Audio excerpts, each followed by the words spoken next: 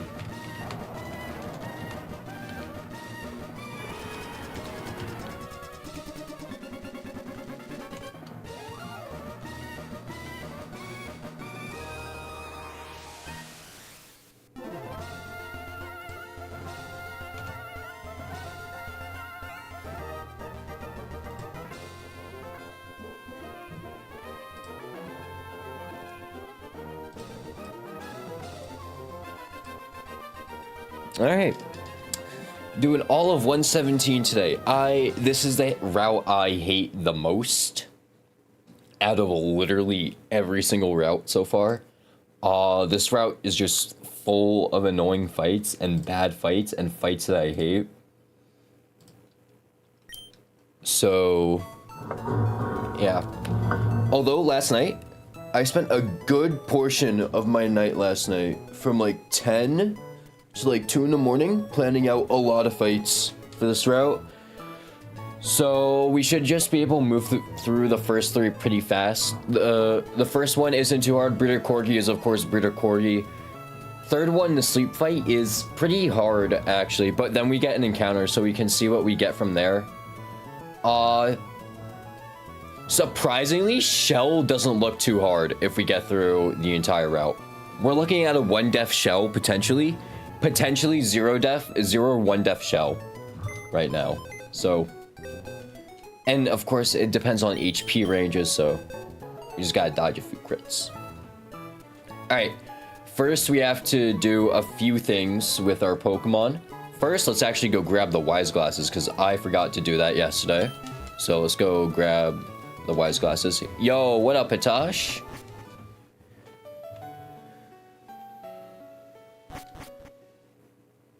I have my repel on? Did not, okay. Let's go grab the Wise Glasses real quick, because we're gonna need them for a fight.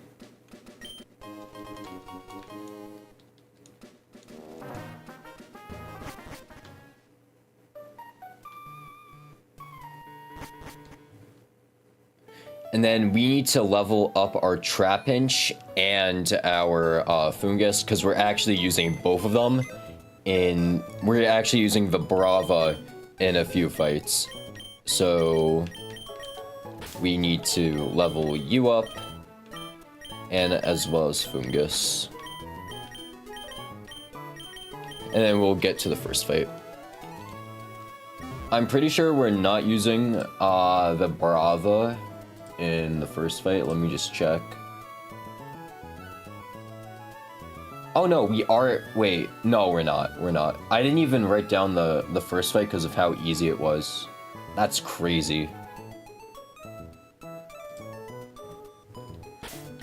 Alright, well, let's get to leveling. So right now, we're at 1 heart scale, 1 rare candy. We gotta keep that in mind for later. I tried playing Run Bun again, and I got an early Delcatty. I've only ever rolled Skitty once. Is Delcatty even good? So I know you get normalized fake out. Early fake out's really nice. But like, is Delcatty even good? Sandtomb, we're not running Sandtomb. I have a moveset planned out for him already. It's Crunch, Bug Bite, Bulldoze, and Rock Slide.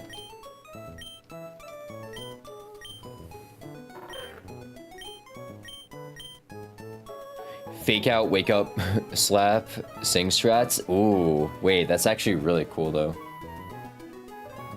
And I guess if you have a spore, like Parasect, you can fake out and then spore something, the Pokemon that got faked out, and then you can just wake up slap for huge damage. Yeah, no, that's actually a cool strat.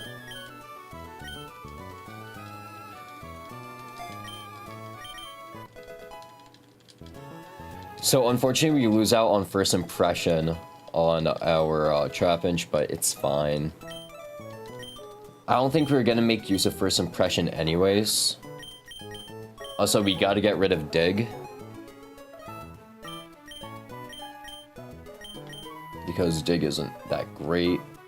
Bug Bite is a flex slot, so... Actually, yeah, we'll get rid of Bug Bite because we can always reteach Bug Bite. It carried Aqua Grunt 1 and it's killing everything on Dewford since it's practically a base 140 attack stab move. That's crazy. You had to sack your Ekans for Aqua back-to-back? Damn. Yo, Ekans would have actually been really nice. Ekans is really good for, what's it called? Ekans is really good into Brawly because you're an Intimidator who resists fighting. So that sucks that you lost Ekans.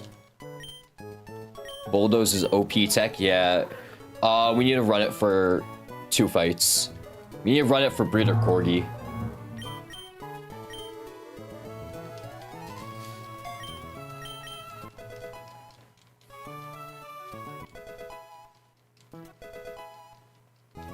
Okay, we got our Vibrava.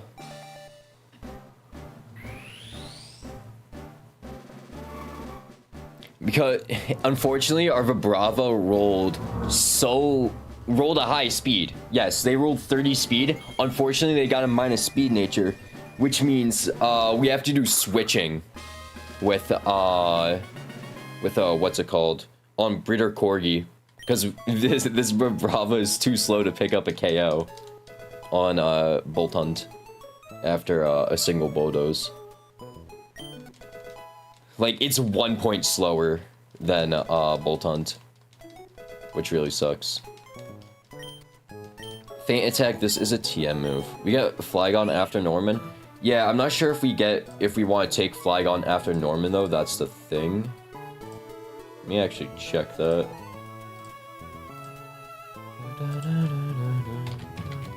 Not sure if we delay for Flygon or not. Because what do we miss out on?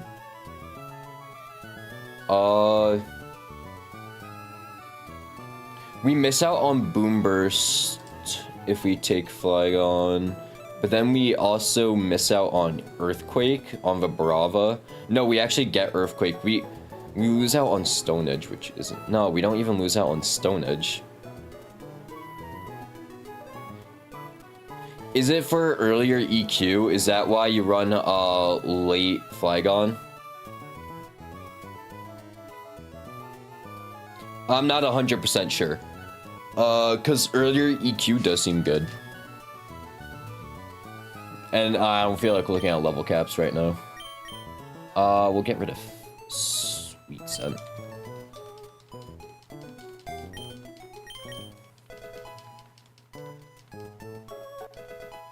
Maybe. I've never seen someone run delayed Flygon. Cause, no, cause you get Flygon for Norman. That's the thing. You get Flygon at level 40. I'm not sure what the level caps are. Let me check the level caps real quick.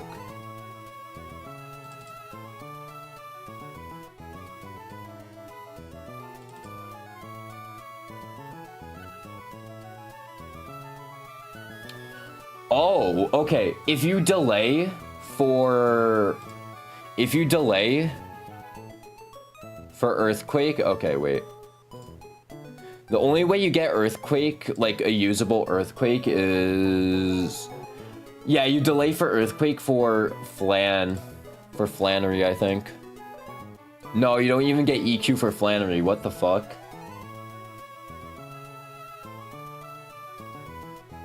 You don't even get EQ for Flannery.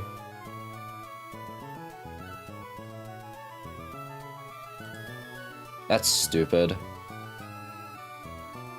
You can put Silk Scarf. Yeah, no, Silk Scarf Delcatty is really good. I mean, why do you think Shell runs Silk Scarf Delcatty? It's just doing so much damage.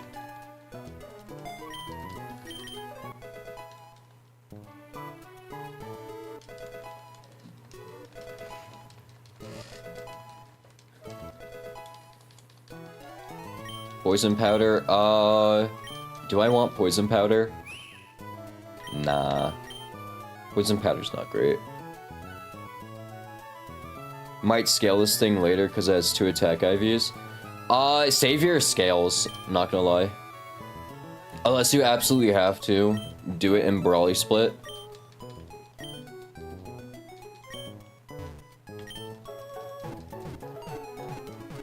Because, like, on Brawly Split, you're either spending a scale or you're spending a rare candy. There's no, like, unless you have, like, a really, really good box, which I don't think is very likely. You almost always have to spend a candy or scale on Brawly Split.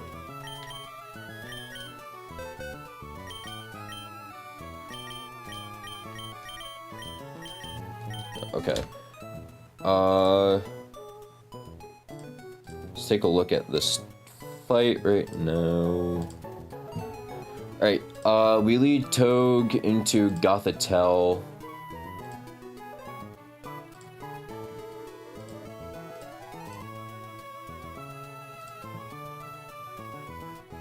So we did beat Hiker Mike.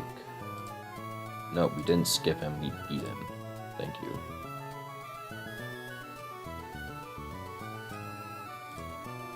I have a decent box. I did get a Rookity, that is pretty good. I don't think Rookity, but Rookity I don't think is gonna be enough. Like, yeah, a Nerve is nice, Pluck is nice. Unless you're outspeeding Kubfu with your Rookity, I don't think, Rookity is like your fix-all answer though. Cause I'm pretty sure a fast Rookity, a fast Corvusquire really, can outrun Kubfu and kill. Or at least get a 2-shot. Alright, Togedemaru. Fake out U-turn into Gothitelle. We bring in Houndoom. Houndoom sees that will kill with Crunch and they switch in on a Psychic. They then bait in Hitmonchan, who's gonna Sky Uppercut. On Sky Uppercut, we swap to Orbeetle, who has a 2-hit KO with Psybeam. And then it'll be Sableye. Because our Houndoom is full HP, we can just switch in Houndoom and 1v1. Or we can switch in Nuzleaf, Leaf Blade, but I don't want to do that because I'd rather take, because if we bait Will-O-Wisp somehow, Houndoom just checks. And then Vibrava takes a kill on Toxtricity on the switch-in because we can switch on basically everything. Okay. Let me also re-import everything.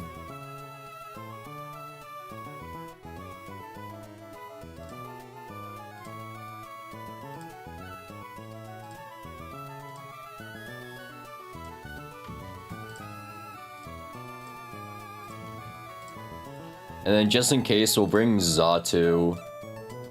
Bring Xatu just in case for Toxtricity. Cause like we can switch in on Dream Punch, but we probably won't need to use Xatu. And we'll also bring Lee, who can fake out, kill.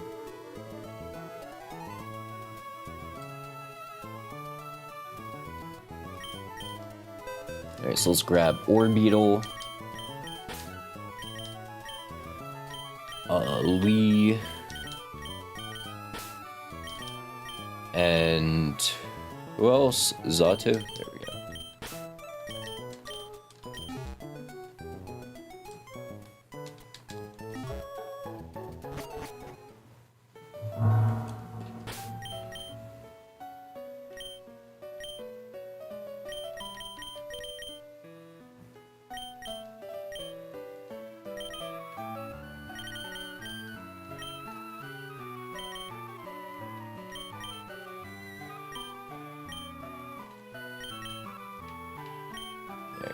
Let me just check items and then we're good to go. Oran, Cherry. Okay, we need to put Oranberry on Troncat.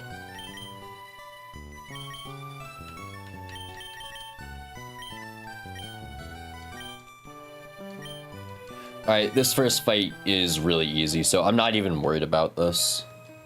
So we're just gonna go straight into it. Tune in.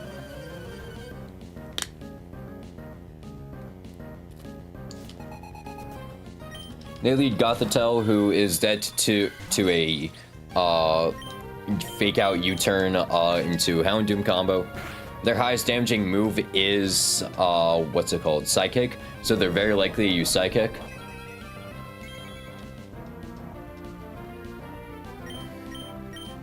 If they go for Calm Mind, that's fine too. Because we're killing with a physical move, not a special move. We did this trainer on like Monday. We did? I don't remember. So they went for Psych on attempt 84. Seriously, we did this Monday? That's crazy.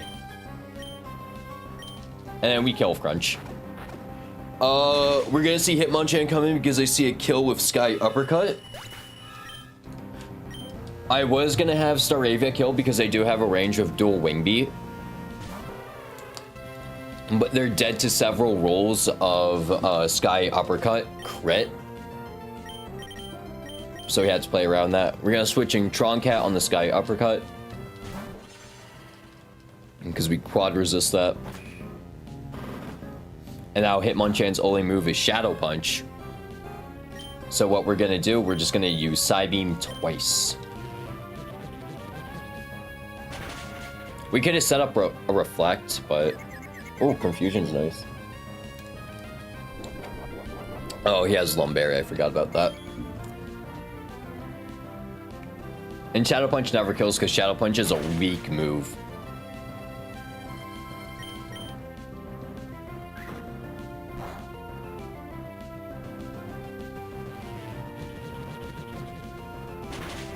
Alright, now we should be seeing Sableye Foul Play. So we're gonna swap back to Houndoom on this.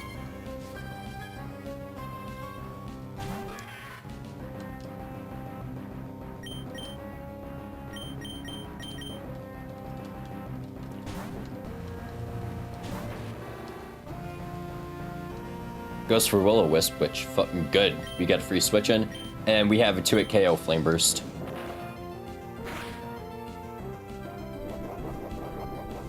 Is a Citrus Berry? I still 2-hit KO.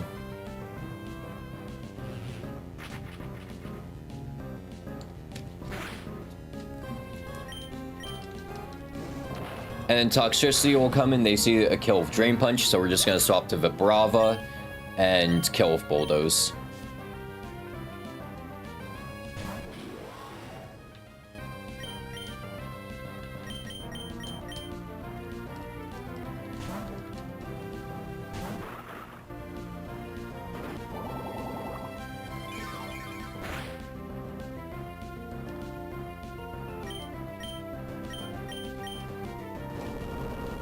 Alright, easy fight.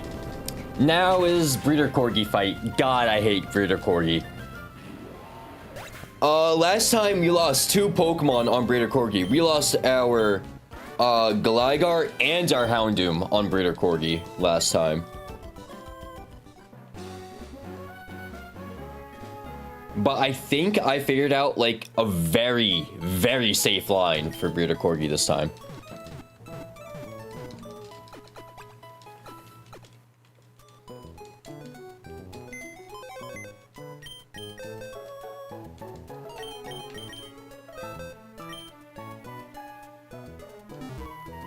Oh, let me just...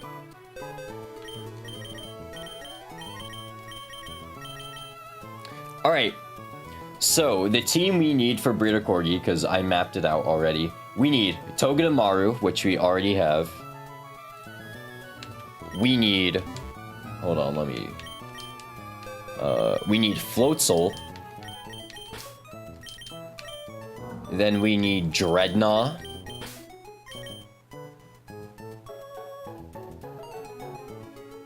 We need Vibrava, Lee, and then Houndoom.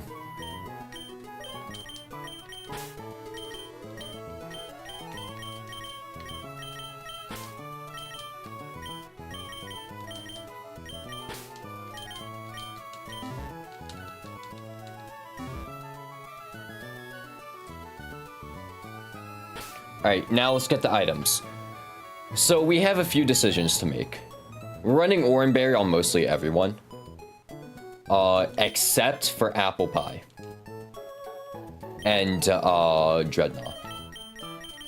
Dreadnought we're running Cherry Berry on because we need to stay in on a Thunderbolt and we don't want to get paralyzed. And Apple Pie,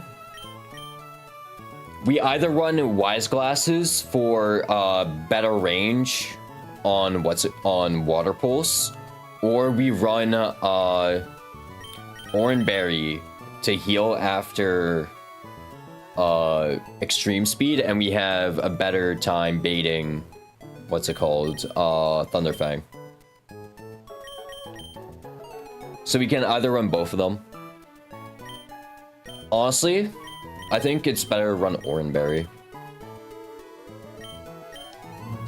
And we're already holding one. Okay. We don't need to run a Cherry Berry on Lee because it's Limberly.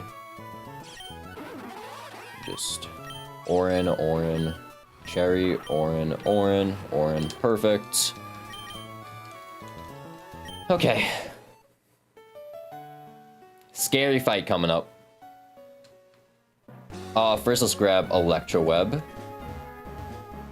We don't need it for any fights coming up, but it's just good to have.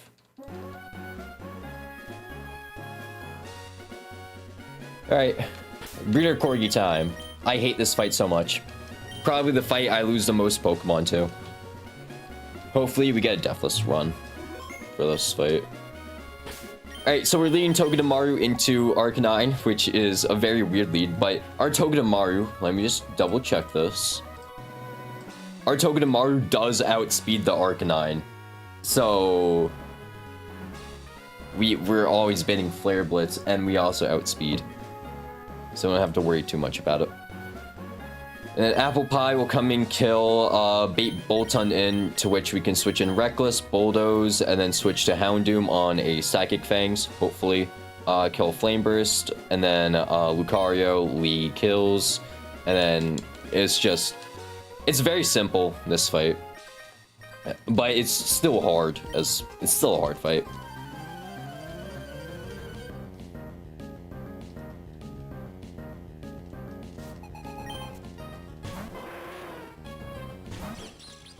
So, we get the Intimidate. This is taking Intimidate into account, too. So, we are going to Fake Out.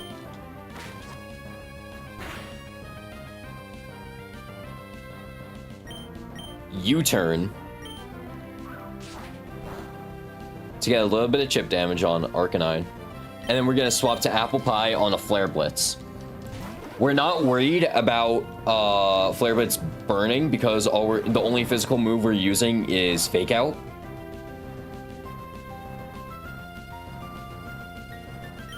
So we're going to Fake Out.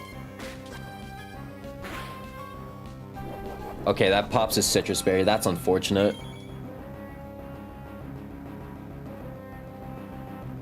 And we have to send Water Pulse. If we get Confusion and he hits himself, that's great. Or if we crit, that would have been great. Well, GG's Floatzel. That's annoying. Fuck. Oh, that's actually really bad. Okay, GG's Floatzel. Arcanine kills himself. So who do I send in now?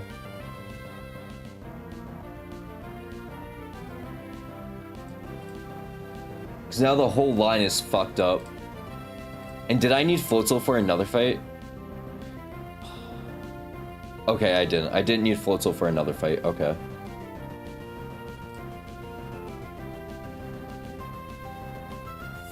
Fucking hell. I shouldn't have faked out. I should have just ripped Water Pulse. Was Oranberry? I should have ran Wise Glasses. Okay.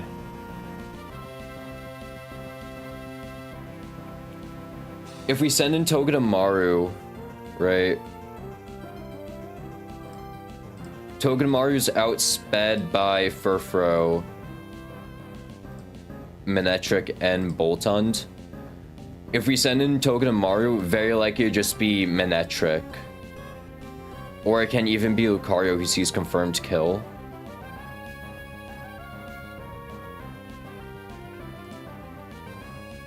If it's Lucario, we can just U-turn into Lee, and we have to do a different line. Which sucks. Okay. Send in the Toge. If it was Lucario, do not fake out. Because then he gets a speed boost. Okay, it's Lucario. Okay. So we do outspeed Lucario, so we are just going to use U-turn. Because we outspeed.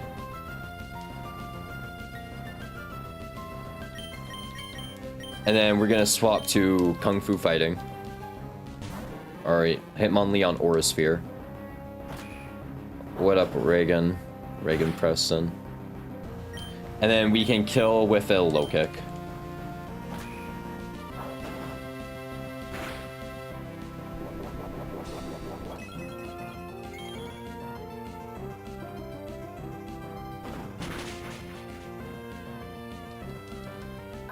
Okay. It's really annoying. Boltund? Furfro. Furfro sees play rough, kill. So we're gonna swap to Kilby Girl and play rough.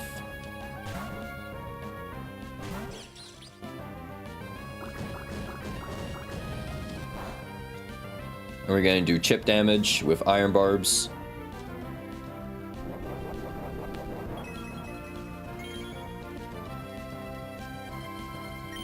And then we're going to send a Fake Out.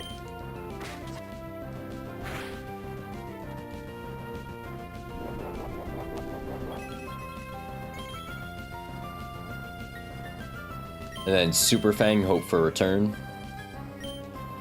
Or, okay, we hit through Attract, we're fine.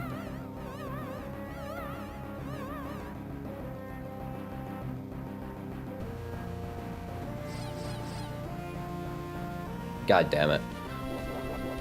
We're still gonna rip a Super Fang.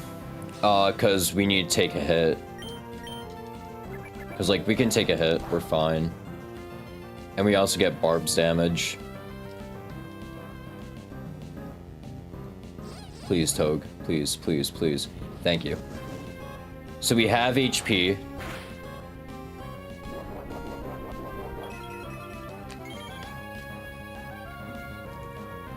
And then we're gonna try U-turning out. Might not work, but if we can U-turn out, that would be great. Because then we get Barb's damage off. And we also heal with our Oran Berry. And then also we get the U-turn damage off. We're steering now, which sucks. Togedemaru, please. God damn it.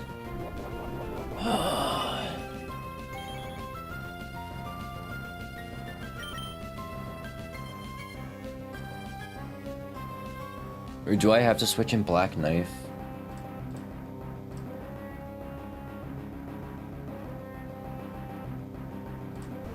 Ideally, I just get Leon off of U-turn. Am I dead to crit return at 37 HP? I'm at 37, right? I am dead to a high roll crit return. But I need to hit this U-turn. Alright, we're risking Toge. Please, Togedemaru, please. Togedemaru, please hit through.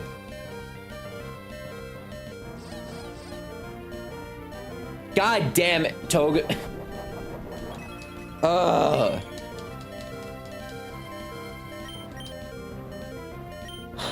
Okay.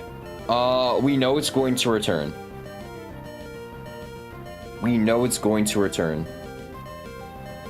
Only Pokemon we had that outsped was fucking Floatzel, which is the crazy part.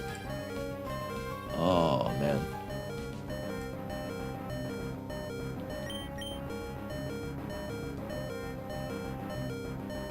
But we need all these return Kung Fu Fighting is dead to return. How much damage is a play rough doing? Is a crit play rough doing? Does it do enough to kill? It does do enough to kill because I'm at 16 HP. I should switch to name as Mud.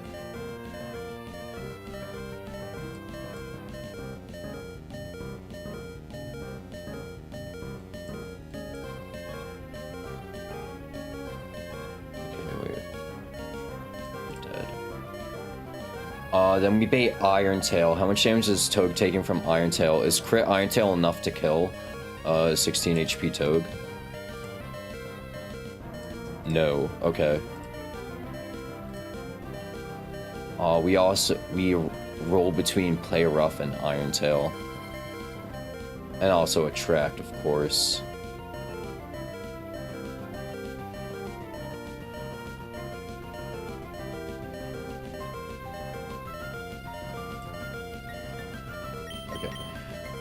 This is gonna make dealing with Manectric a little less safe, but we gotta do it.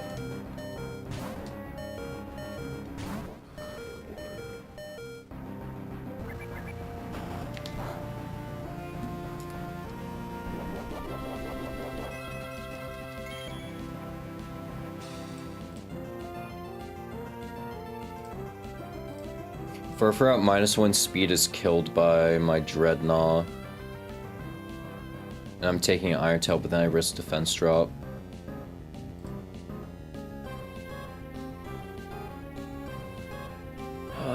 How much HP do I need to live? Manectric, T-Bolt. I need 90 HP. Oh, I'm already out of the range. Okay. Shit.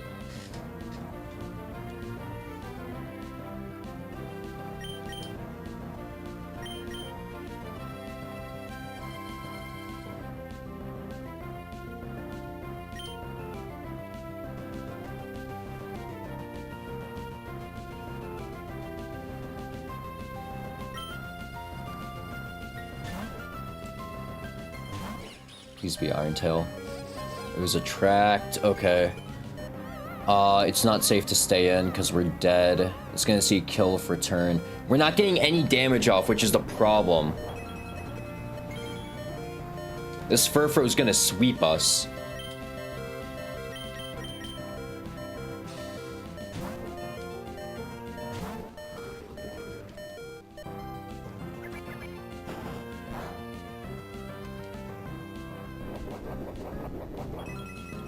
We're gonna Rock Tomb so we can outspeed with something else and get damage off. Dreadnought, please just hit through. Please just hit through. Please just hit through, Dreadnought.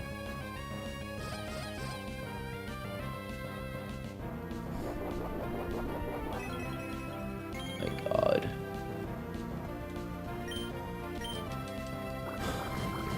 Dreadnought.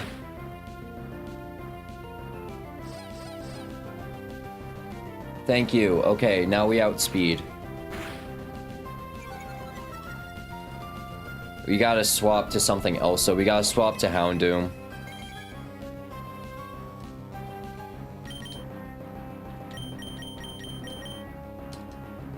Houndoom outspeeds now, and they should have a kill Flame Burst. No defense drop, please. Thank you. God damn it. Hopefully it baits in Boltund, who then sees that they kill with Thunderfang.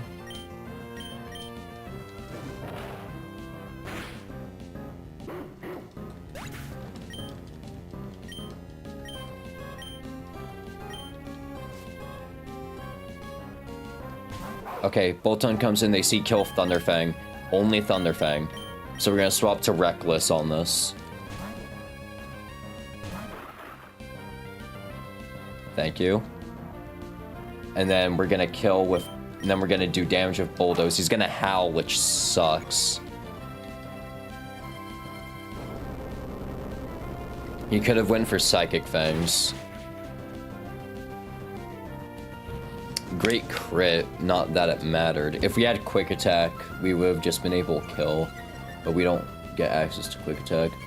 Boltund doesn't outspeed, and they see what's doing highest damage at +1 to my Vibrava. Psychic Fangs does the highest damage, with some overlapping rolls of Crunch, so we have to swap into Houndoom no matter what.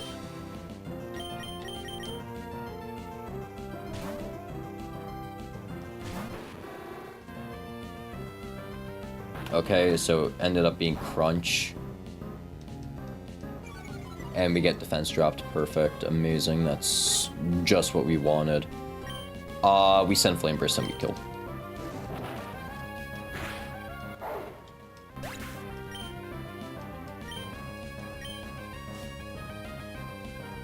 All that's left is a Manectric. Manectric sees that I'm at 47 HP.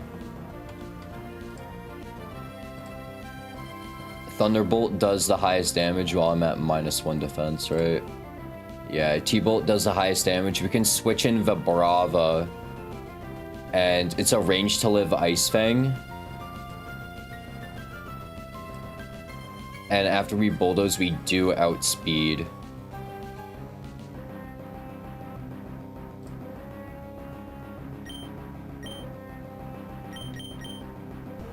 So we're banking Vibrava on a fucking range right now.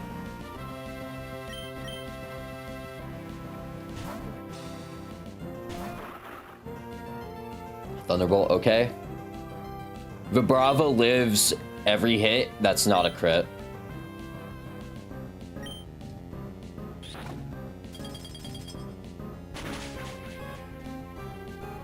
Okay, no flinch. No freeze, please. Thank you. Okay, Vibrava clutched. Okay, thank you. And now we outspeed with Vibrava after dropping Manectric's speed, right? Yep, we're 53 speed. Manectric is now 51. We kill with Vibrava. Holy shit.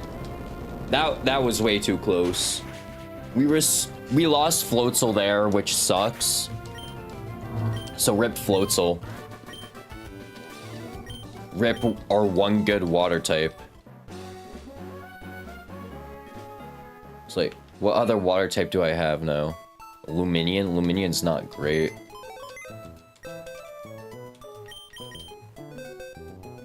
Yeah.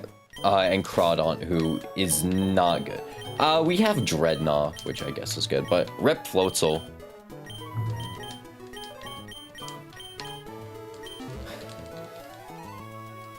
Nah, losing Floatzel sucks. We don't need it. We didn't need him for any other fight. I had him as a safety for the Chinchino fight. But he wasn't doing anything in the Chinchino fight. So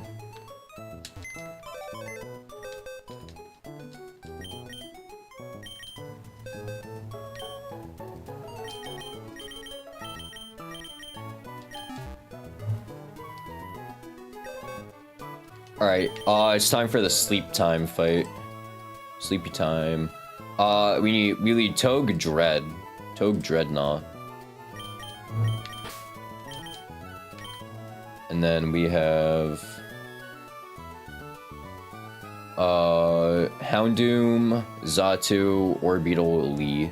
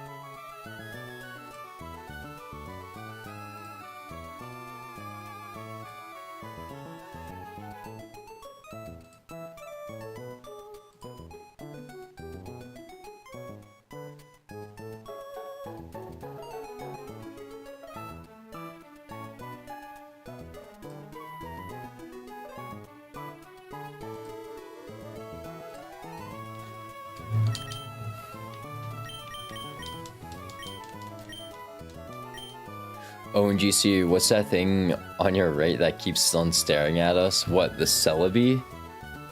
The Celebi? I don't know what you're talking about.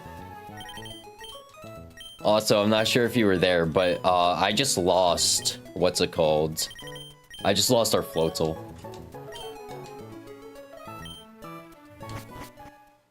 No, it's under your hand. It's just under my... Rip, yeah, Rip floatal. He died to a range. If we didn't activate Arcanine Citrus Berry, we would have been fine.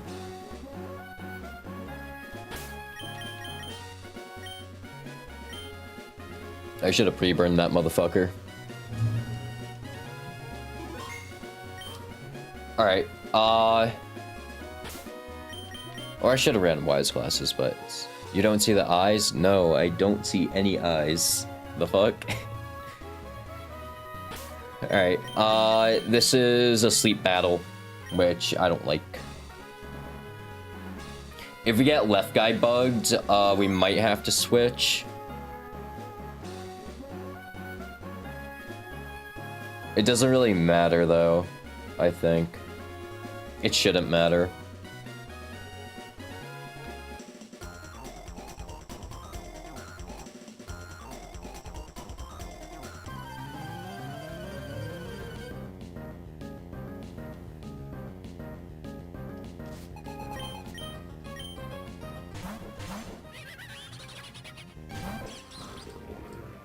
Alright, we didn't get left guy bugged. So we're going to send a Fake Out into Toxicroak and a Rock Slide into Orbeetle and Toxicroak. Fake Out's going to do good damage to Toxicroak, and it's also going to stop his Fake Out. Hypnosis, that's going to go off and hit Togedemaru. That's fine. We're holding a Chesto Berry, and we're U-turning out next turn anyways.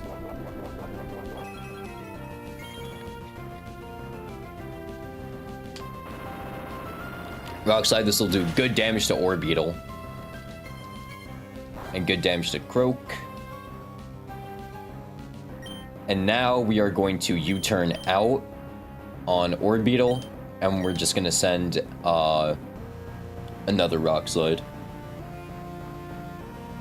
Or actually, we can send Razor Shell. Razor Shell does more damage, right? Actually, we want to keep Toxicroak in. So, yeah, we'll just Rock Slide. Actually, Rock Tomb.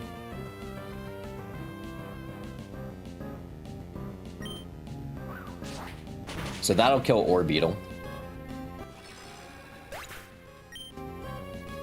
And then we're gonna swap in Beggin, our Xatu, so we can air slash kill, air cutter kill, whatever. Wake up slap. Okay, he hit the Dreadnought, which sucks. By the way, Super Fang does 50% of the current HP a Pokemon has, not the total. It can be used for catching Pokemon. Yep. That's what I intend to do with it.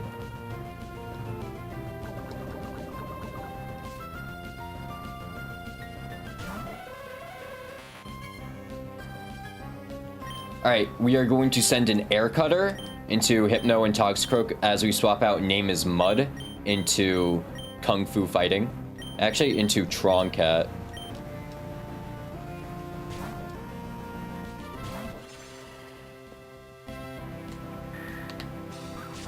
So this will kill Toxicroak because it's super effective. And then Hypno is probably going to go for Dark Void. But thankfully, Dark Void, it doesn't really matter. Because, hey, look, it's going to miss one of them. And then we have Chesto Berry on another Pokemon. We have Chesto Berry on Troncat. We're also Early Bird on Beggin. Did I not put fucking Chesto Berry on Troncat? Oh, that sucks. Okay. Hariyama sees Payback or Fake Out. We're just gonna send an Air Cutter. And we're gonna swap to... Let me actually check the AI before I swap in Togue.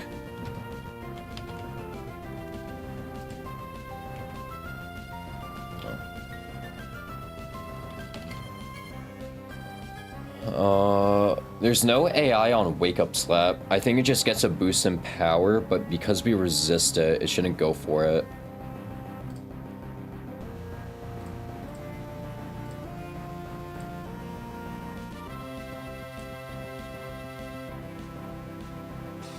Asleep. Wake Up Slap does a lot of damage. Not enough though. It can also go for Fake Out here.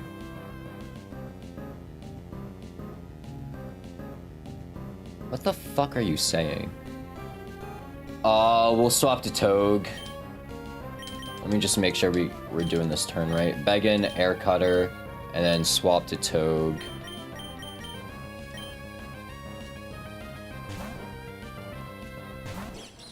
No Wake Up Slap, hopefully. Fake Out, okay, that's probably the worst possible turn we could have had. Use Calm Mind, that's not good. You're right, I don't understand. Alright, we're going to Air Cutter. And then we're going to Fake Out. Or do I U-turn? Do I U-turn Hypno? U-turn does do a lot to Hypno. I'm also dead to Wake Up Slap, so I either need to kill with Zatu. How much damage is Fake Out plus Psybeam doing? Not enough to kill. I can also U-turn. I can also U-turn out. I can also Fake Out into U-turn or like hard swap. Might have to do that, because then we also always bait, what's it called? Wake Up Slap. So we'll just do Air Cutter into Fake Out here.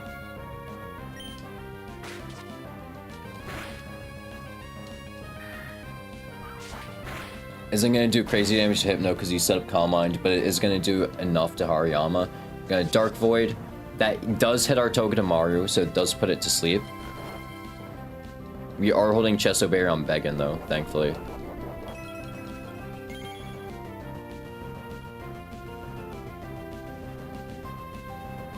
And then we also didn't get put to sleep on Kilby Girl, so we're good.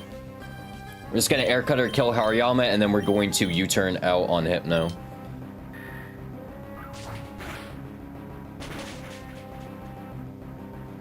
Alright, scary fight.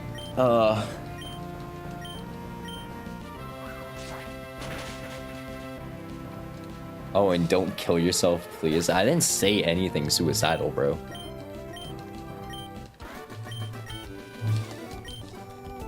Alright, we got one more hard fight. 2 more hard fights before we're out of this route.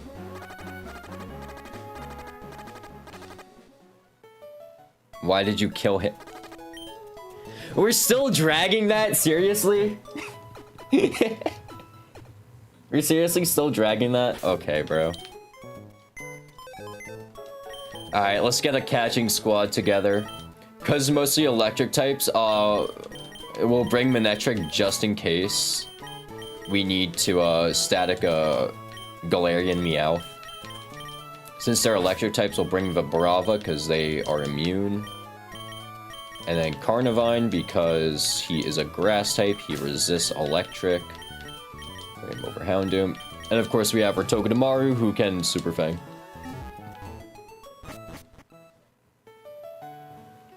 In your box right now, you look the most like Nuzleaf or Carnivine.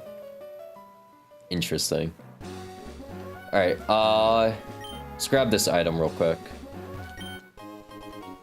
It's a fucking revive. We're gonna sell it. We gotta sell the revives. Alright.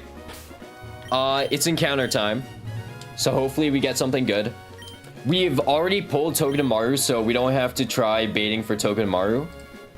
What we can get right now, though... Hold on, let me just mark the fights as beaten that I've done so far.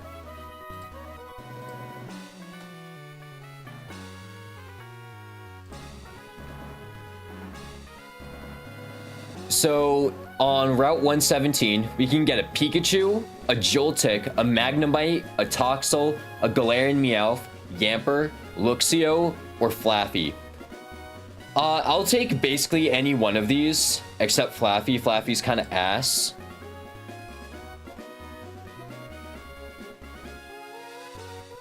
Check the fishing spot? Okay. We can get Dynamo, which isn't great. Electric. So we have a 40% chance of electric or Dynamo. That's wonderful. Chinchou could be good. 30% Chinchou is pretty nice. Stunfisk. Stunfisk is a ground type. It's one of the few ways we can get a ground type. Same thing with Palpitoad right now. And then we get an Alolan Grimer. I think we're better off taking the 1-7, just the grass, though. I think we're better off taking the grass. Because if we can get a Joltik, then we get really good speed control if we scale on Sticky Web.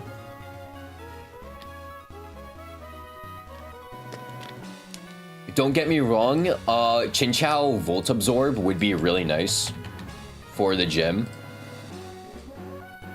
Which we would have a Lantern for the gym.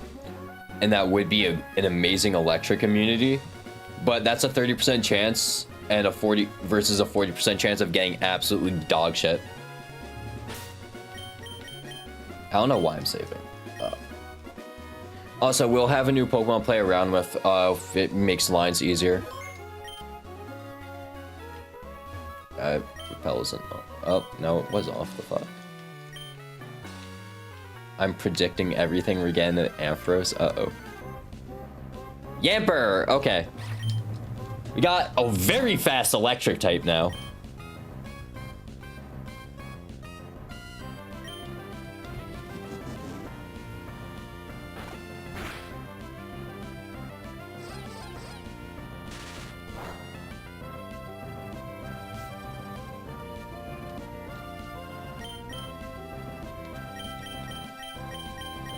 Alright, let's swap to Pixelated. Yeah, this Yamper's trying to kill itself. It's nuzzling, what's it called? It's nuzzling a Togedemaru.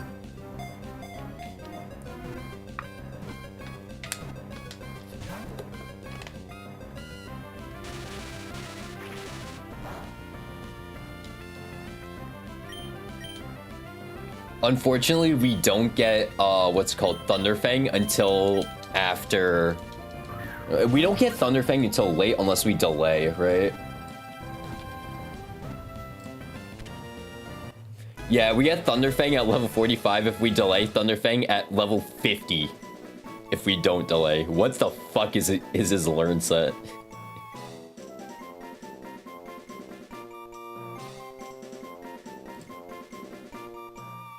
We get Wild Charge though, so that's nice. So at least we get Wild Charge at 30. And we can also get Crunch at 35. So we're probably going to delay this thing until just before Watson. Oh, and Paralyze it for better odds. Can't paralyze electric types, bro. I was kind of hoping for a Joltik, but oh well. We got the 7% Yamper. We got better odds at getting the Joltik. It's gonna be a Bunsmon. It probably will.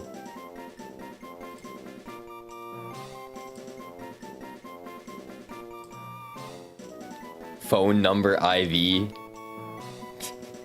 Yo. I'll name him Chase.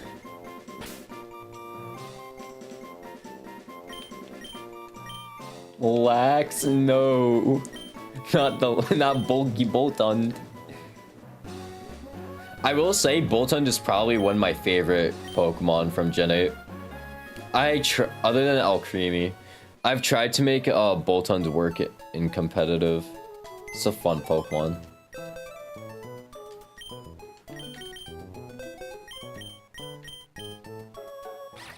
Modest Boltund, god damn it. Oh wow, 31 attack. Okay, well, okay then.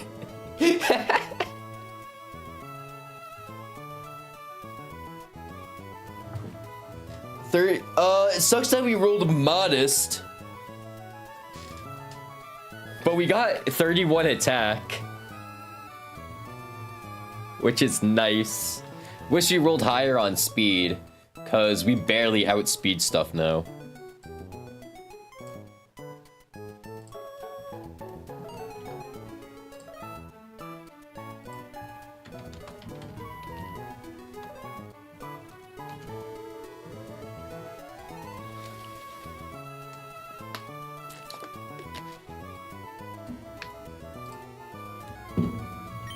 We're not gonna level this shit up. Because we probably won't even use him for the next couple fights.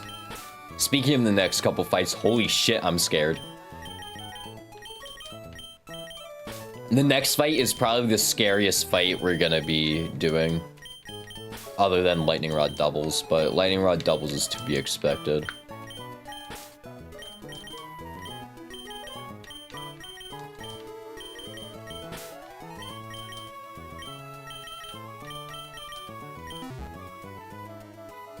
Are you not gonna level Zigzagoon? No, because we don't need Zigzagoon or Lanoon.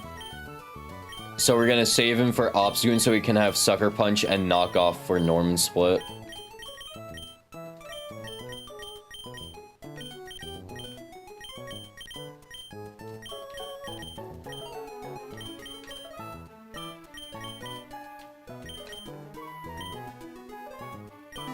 Isn't Obstagoon like crazy with guts? Yes. We don't know if it gets guts yet though. That's what I hate about Zigzagoon. Zigzagoon and Lanoon only have one ability, Gluttony. And then when it evolves to Obstagoon, it's a 50% chance it gets Reckless and 50% chance of guts. So yes, in theory, they'd be great with guts.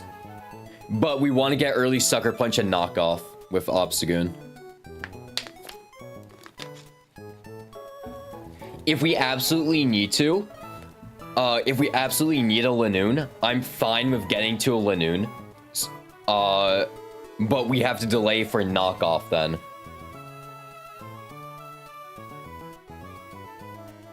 Bro, I wish we get an Arcanine. Yeah, Arcanine would be pretty nice.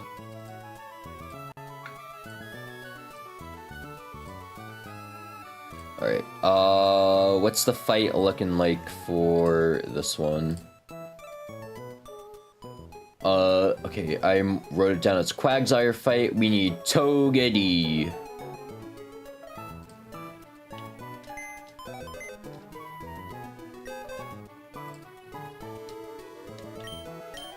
Oops.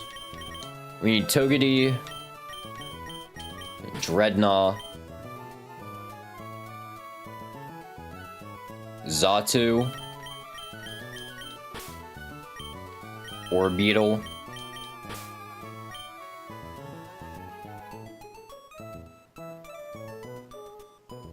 Carnivine, and Fungus.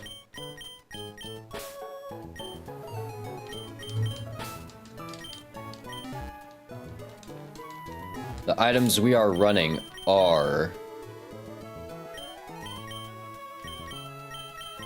Oranberry Toge,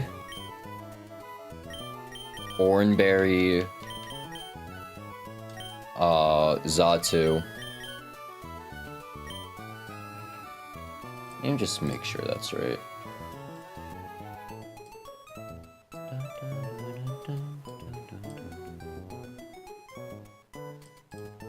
Yeah, Oranberry Dreadnought. Actually, no, we're running Rostberry Dreadnought.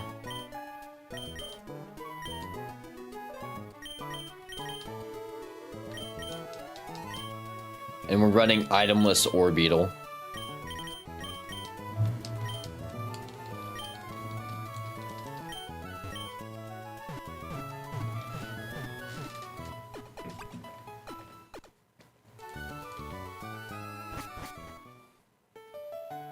The only Pokemon we're really risking this fight is our Fungus.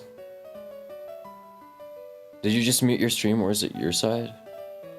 It's your side, bro.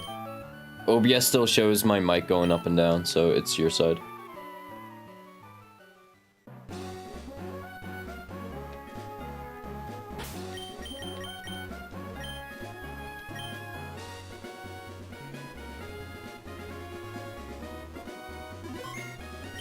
Alright.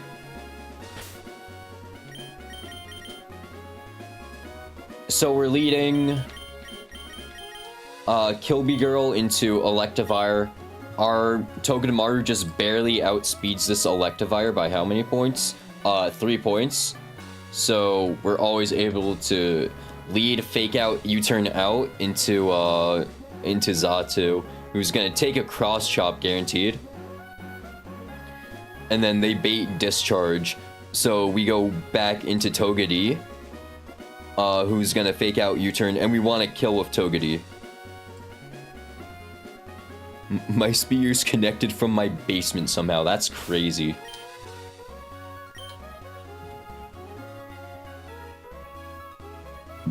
Alright.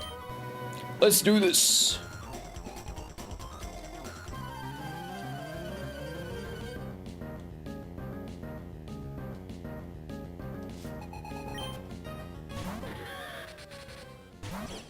Alright, Electivire lead. We're going to Fake Out. Last time we finished Shell Split with 8 deaths lock in. Don't worry about it. And then we're going to U-turn out because we outspeed, and we're always baiting Cross Chop because A, high crit move, B, it's super effective, and it does the highest damage. So now we're gonna swap to Beggin. And now we always bait Discharge.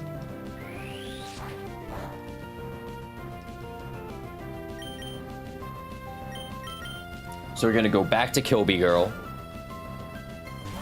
on a Discharge, which we can take.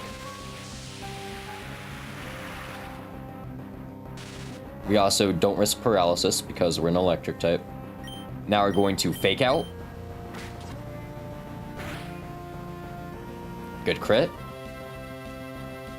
And then we're going to U-turn. And now, that puts Electivire at perfect range to just die to Fake Out, thankfully.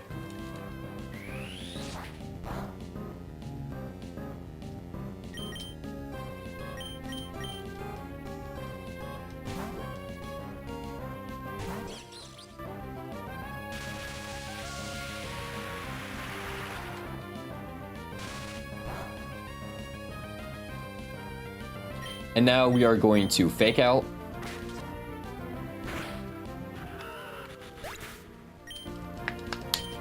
To kill the Electivire, and now we should be seeing Turtonator come in because they have a guaranteed kill of Heat Crash because they weigh so much.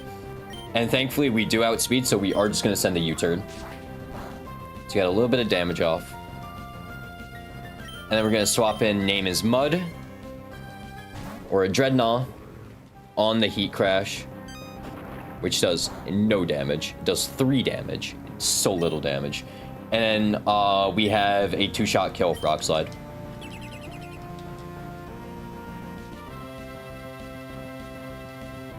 Well, it protected itself, but still, 2-shot kill with Rock Slide. We can flinch this, that'd be great. You can also go for Will-O-Wisp. If he goes for Will-O-Wisp, that's fine too. Nice. That means we proc our Raspberry and we're free of burn.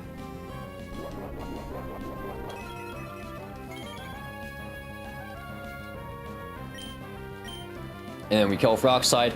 Now we should be baiting in, what's their name? Serena. Because they see Trop Kick is a guaranteed kill. Because it's 4x. So we're going to swap to Troncat, who's importantly not holding an item.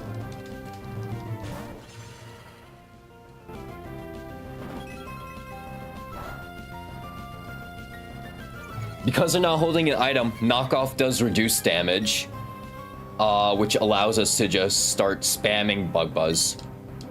And we are speed tying here, which is unfortunate, so there's not like too much. So we can't do too much to play around. We are dead to Knockoff crit, but we just outspeed because we're just built different. All right, here's the scary part. It's gonna be Graplocked coming. Graplocked is surprisingly the most threatening Pokemon on this team because at 40 HP, Orbeetle is basically dead to everything except for Revenge. it's always dead to payback, so it is very likely to use payback. And while we do outspeed, setting up reflect wouldn't really mitigate the payback damage because we're still dead to crit. And we do have a 2-shot with Psybeam, but we do have to switch out. And while we can swap to Togue, we're not going to swap to Togue. Togue is at 48 HP. We are dead to a payback. We are dead to payback crit all the time, no matter the roll. So we do not want to swap on payback. This is like the only like choke point of the fight.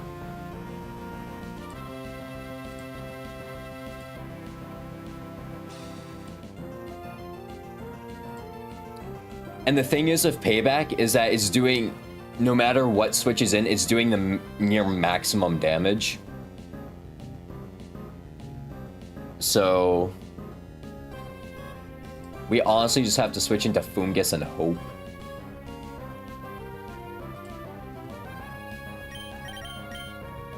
Or we can go to Name's Mud. Hold on. Because Name's Mud can switch in on payback. They bait revenge, which is actually what we want. Okay, wait, no, that works better. Switch in on payback.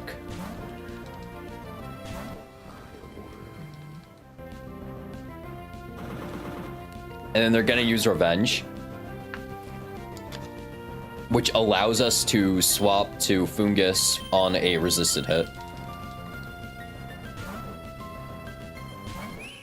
And Fungus doesn't outspeed Graplock, so this means this is a reduced power payback. Revenge still does a lot of damage. Okay, well now we do outspeed Graplock. Fucking effect spore, bro. It has Lombardi. Okay. And now we are going to just start spamming Giga Drain.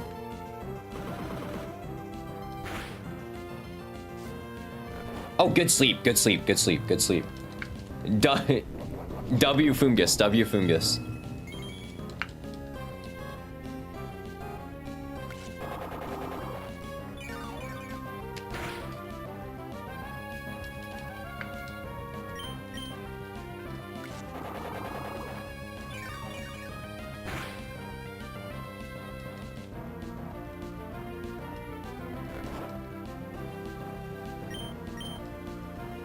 Okay, so you went for payback that turn. Interesting. I can't believe we're using fucking Fungus, bro. Alright, if he went for revenge, we would have just gotten a clean kill. But he didn't. Now, interestingly enough, we do need to switch back to Dreadnought. Because Quagsire sees Ice Punch doing high damage. Right. Yeah, Quagsire sees Ice Punch and EQ doing high damage, so... Oh shit, there's so many overlapping rolls here. Okay. Interesting.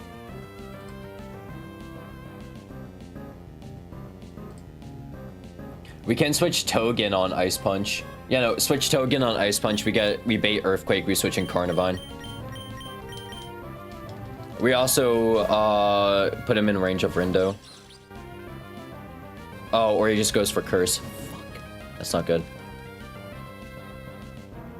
Also, why the fuck would I switch to Togue? Wait, I'm stupid. We're just gonna fake out and then we're gonna U-turn out. Because we're always baiting EQ.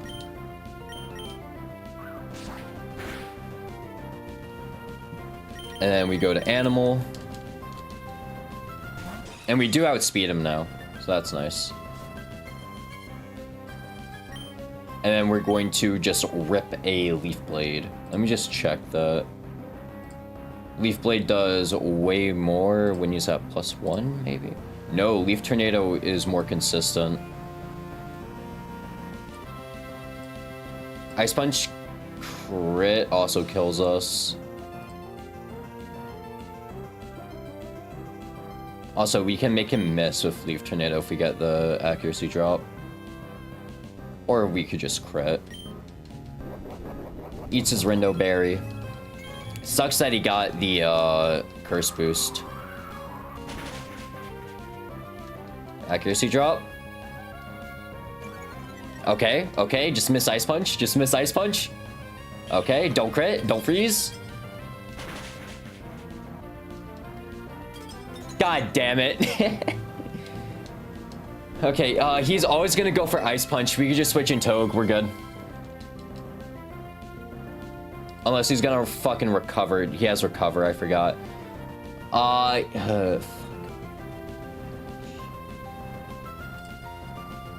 His Rindo Berry is gone now. And he's very likely to just go for recover because he's -1 speed. If we get a... No. We need a slow U-turn somehow to get Giga Drain in. I don't know. We can also get Thawed.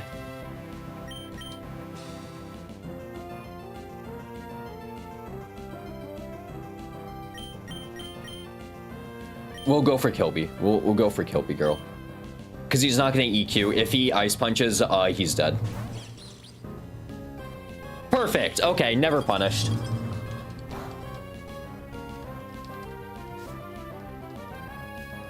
Never punished.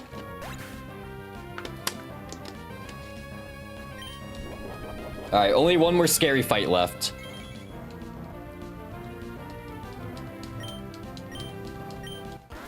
And the one scary fight left is Lightning Rod. Oh no, I forgot about Breeder fucking Isaac. God damn it. Breeder Isaac is so annoying. Also, the fact that Carnivine got frozen's crazy.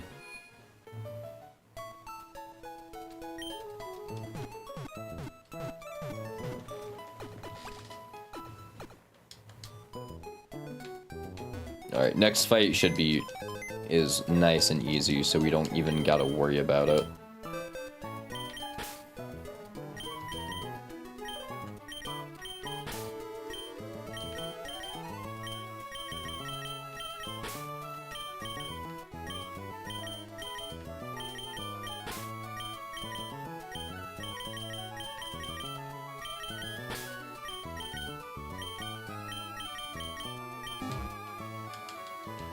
Alright, let's see this.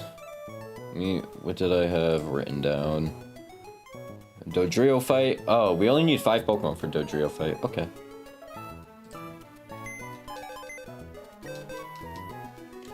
Staravia is finally coming out of the box to do something.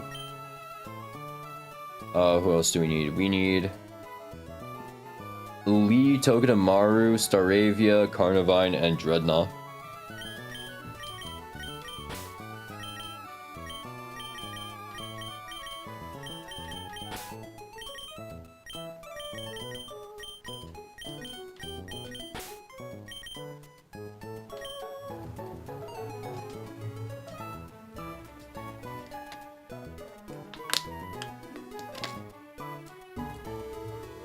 And then, just in case something goes wrong, we'll bring Manectric. Should be fine, though.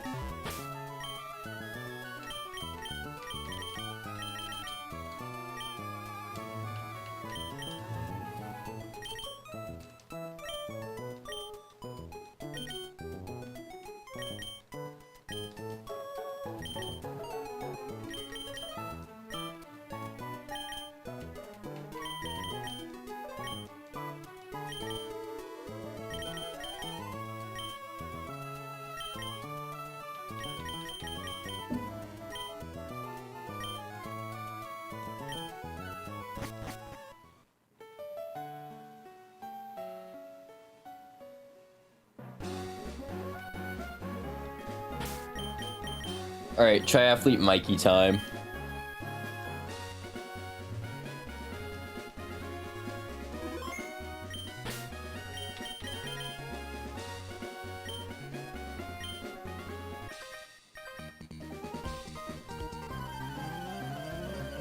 And then Breeder Isaac is the next hard fight. I don't like the Breeder Isaac fight. The line I have is really weird. Because it hinges on a 20% not happening, kind of. So, we have a kill of dual wing beat. So we're just gonna kill dual wing beat. We get poison, that's unfortunate.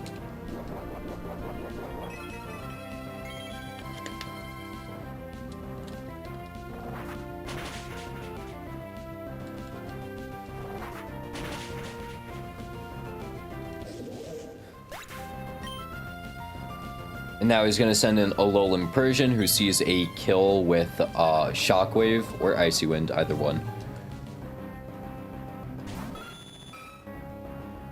And on Persian, we're gonna swap to Kung Fu Fighting.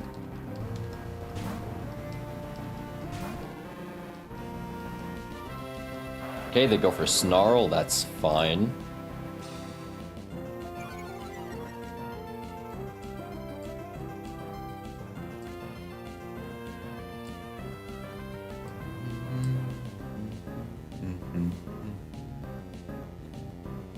And then Lee is just able to kill Fake Out plus Low Kick.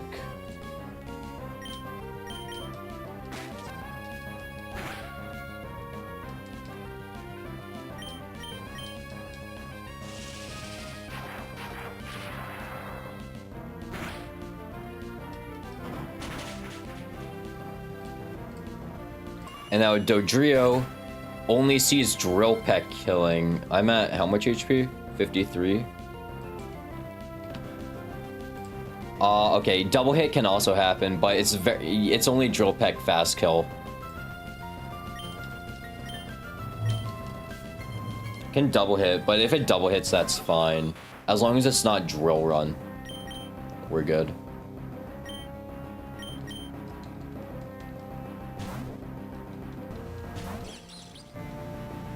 Alright, Drill Peck, perfect. So we're gonna take the Drill Peck, then we get Barb's Chip on him. And now we're going to Fake Out. Which does good damage. And then he's going to Drill Run. So we're going to swap to Animal. And Animal, uniquely enough, is able to switch in on Drill Run, be immune. And then they also bait Drill Peck only. So we're able to swap back to Togedemaru and restart the cycle.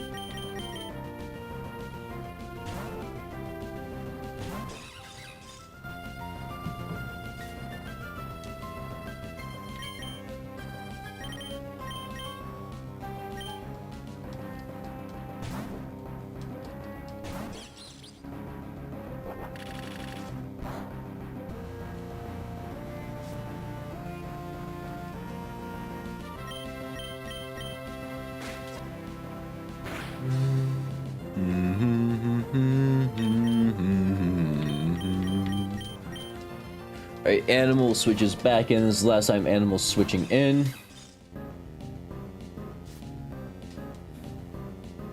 And then we are able to just switch in one last time with Kilby Girl, and we kill with Iron Barb's Fake Out.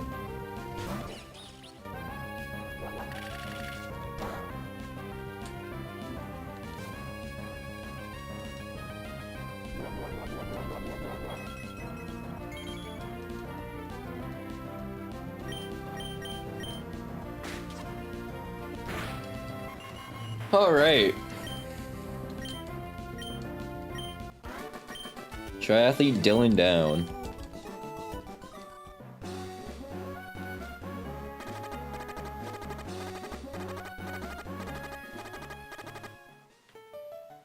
Next fight is the Speedster fight. With Rapidash, Shinchino, and a fucking Swellow.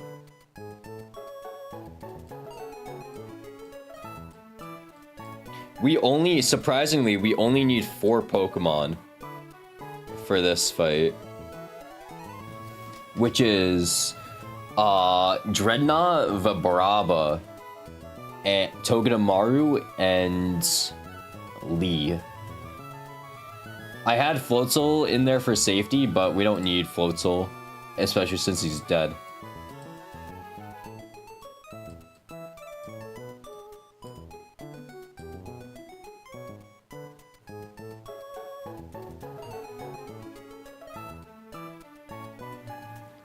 Okay, Manectric, and then...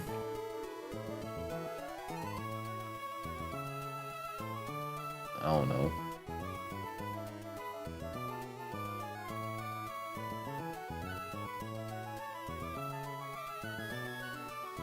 So I'm leading the Brava with Chestoberry to take the Hypnosis, so I can Bulldoze and then switch in Chestoberry Dreadnought on a Mega Horn or Hypnosis and then kill, and bait Chinchino with Rock Blast. On Rock Blast I switch to Lee, who takes enough to be baiting Triple Axle or Tail Slap. On both I just swap to Togue, who is able to take either and then do huge damage back with Iron Barbs and Fake Out.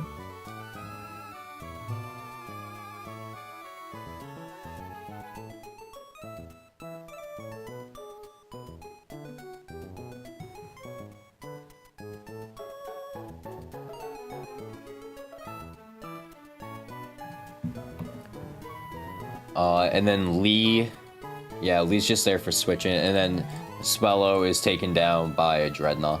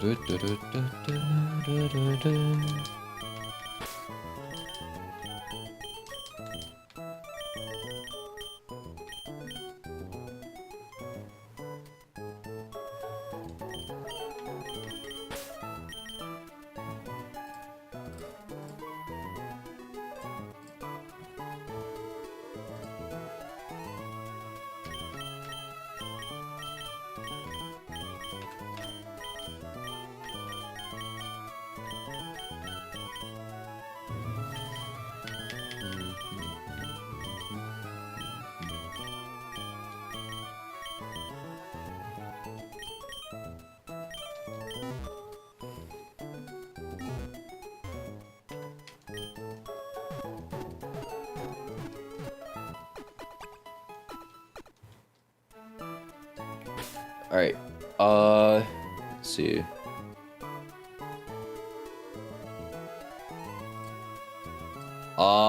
Thanks.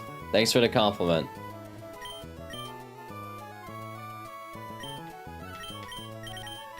Nice having you here.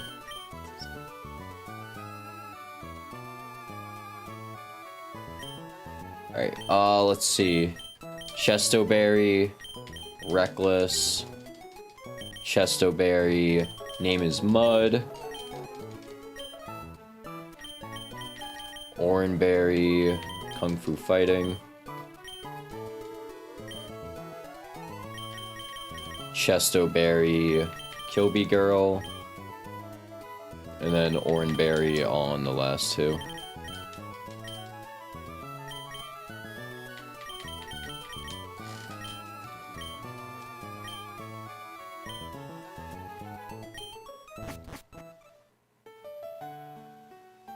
Oh wait, since I have Dig, do I bait KOs on Rapidash?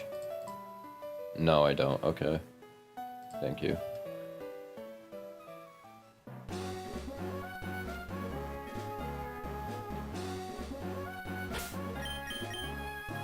Is this a Nuzlocke? Yes, it is a Nuzlocke. It is a Nuzlocke of Pokemon Run Bun, one of the hardest Pokemon games ever made. We're at 3 deaths and 2 badges right now. This is my 85th time doing this. And also, well, this isn't the furthest I've made it. I've made it to past the 4th gym. That's the furthest I've made it. Anyways, let's, it took a little while to cook this fight. off stream. Rapidash lead. We're hoping for a hypnosis, so we don't get damaged, but we're probably gonna get hit. They're probably gonna hit a Mega Horn, or they just miss Mega Horn. They hit hypnosis, so we are gonna get Chesto Berry off. I hope you win. Thank you.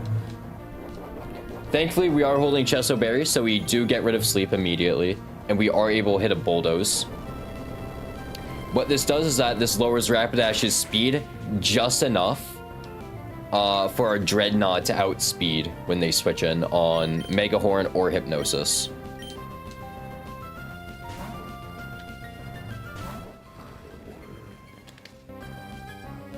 Switches in on Hypnosis, and they miss the Hypnosis, so we're giving a free kill for Rock Slide.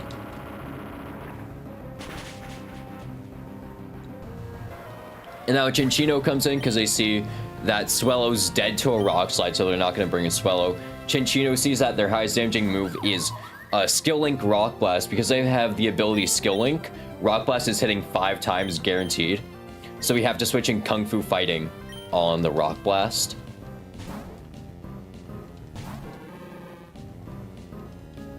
Or it goes for Sing. Good thing we're holding Chesto. Right, we're holding Chesto. We're not holding Chesto Berry. Okay, that's fine. Because it's gonna go for Tail Slap now. So we're gonna switch to Kilby Girl.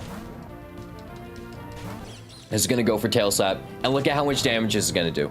It does quite a bit to Togedemaru, but we do damage back too because of our ability Iron Barbs. And we're doing 12.5% damage every single hit. So we're doing quite a chunk to the Chinchino.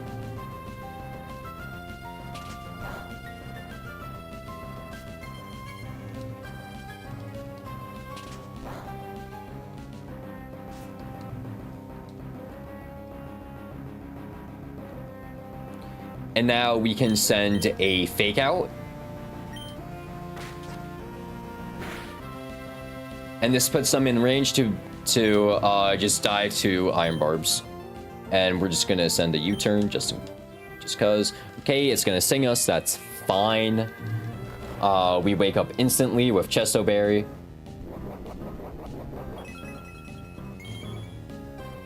If this U-turn kills, we can switch straight to Dreadnought. And it kills, perfect.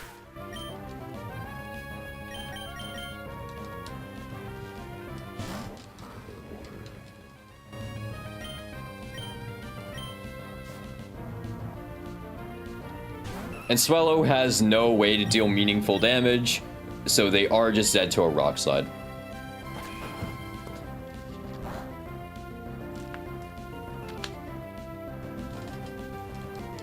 Alright, easy fight. Next fight is gonna be very interesting though, because it is a high-risk fight.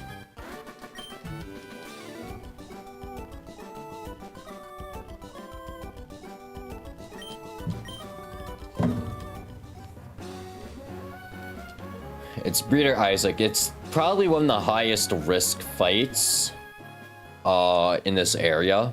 That's not Breeder Corgi.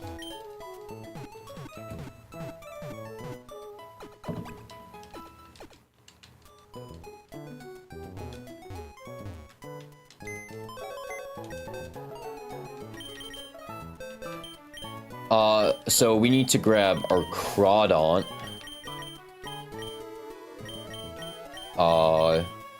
Who else do we need? Man, in my notes I literally wrote risky. That's funny.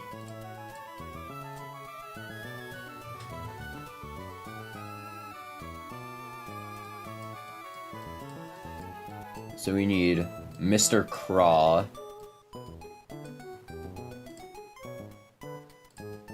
We need Togedemaru. Houndoom.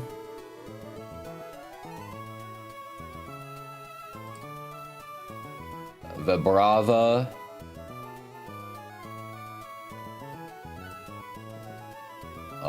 Lee. And Dreadnought, right? Yeah.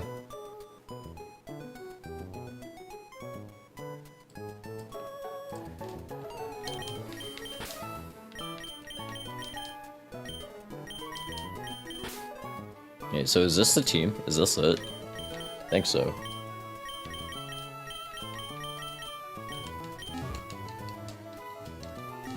Alright, we need to run black glasses on our Crawdaunt, because Crawdaunt has a guaranteed KO on the first Pokemon out, which is the, what's it called? The Claydol. Claydol is giving us huge issues because no other Pokemon can one-shot. I wish Houndoom would have been able to, but even with black glasses, it's a range to kill.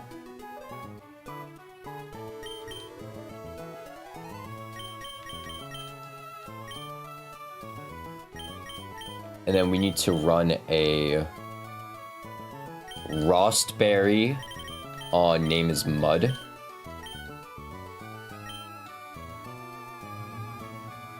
And we need to run Oranberry on Lee.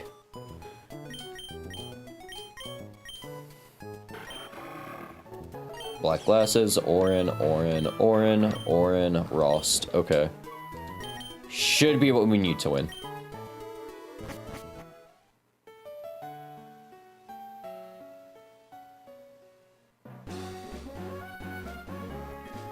Alright. Second to last scariest fight. Hopefully nothing goes wrong.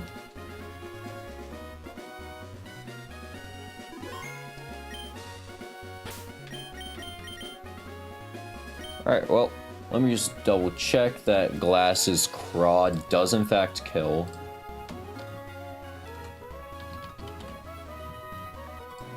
Yes, it does. Okay.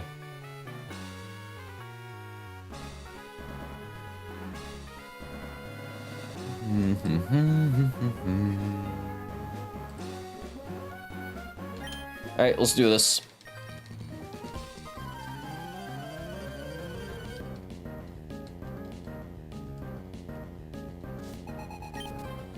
Alright, Claydol lead. And then Mr. Craw. Mr. Craw has the ability Shell Armor, so we're able to just knock off very safely into Signal Beam.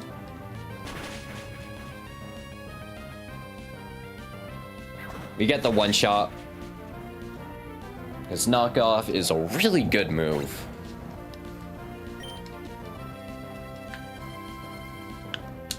And now we gotta deal with Klinklang, who is a pretty annoying Pokemon.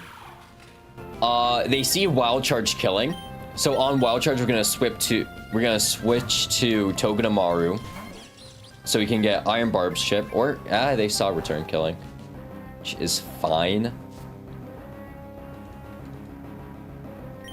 And now we're going to Fake Out to get a little bit of chip, and then we're going to U-turn. So this is one of the most risky parts of the fight. How the AI scoring works is that normal damaging moves are either scored as +6 or +8. 80% of the time it is a +6 score, and then 20% of the time it's a +8 score. But this Klinklang has another move, Autonomatize. What that does is that it boosts speed by 2 stages. We want it to use that move. And that move is right in that spot, in that +7 score spot. So we're hoping that we didn't hit a 20% chance, basically.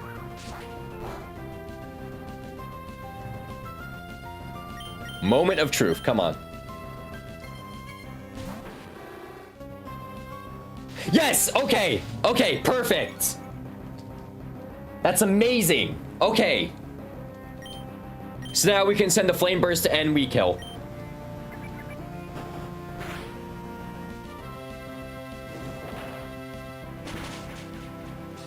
Perfect.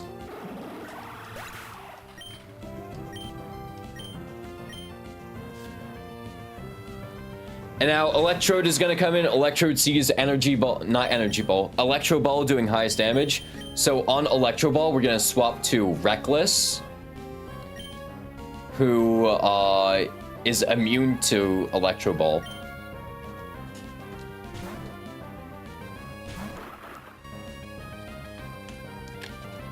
And then Electro does have Hidden Power Ice, which means they have a guaranteed kill with HP Ice. On HP Ice, we can switch in Lee, or what we can do, because our Togedemaru is very undamaged. Yeah, we're at 63 HP on Tog.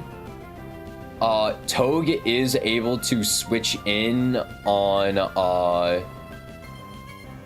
Foul Play. No, we don't want him switching in on Foul Play. Never mind. Because we're dead to crit Foul Play, right? Oh yeah, we're dead to crit Foul Play. Since he is gonna HP Ice, we can switch to Tog to get Fake Out damage off, and then switch to switch back to Vibrava on Foul Play, and then on HP Ice switch to Lee. Although we are getting a little bit of damage on Tog, it's not too much damage, it's just HP Ice. And we can't get paralyzed. And it helps with the Lee range anyways. So yeah, we're out on Electrode. So we're gonna swap to Kilby Girl on HP Ice.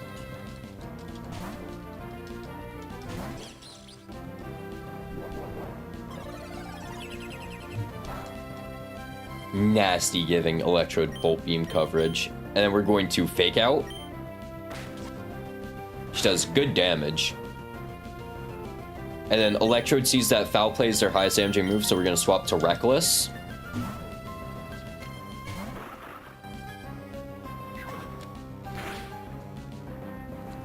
And now they still see that HP Ice is doing highest damage, so we're able to switch to Kung Fu Fighting on HP Ice, which we can take quite well because Hitmonlee has surprisingly good special defense. I'm gonna Fake Out.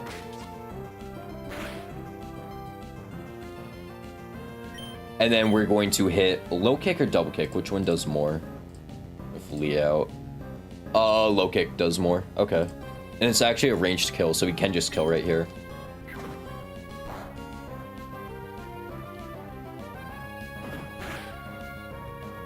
Nice. All that's left is Frostlass.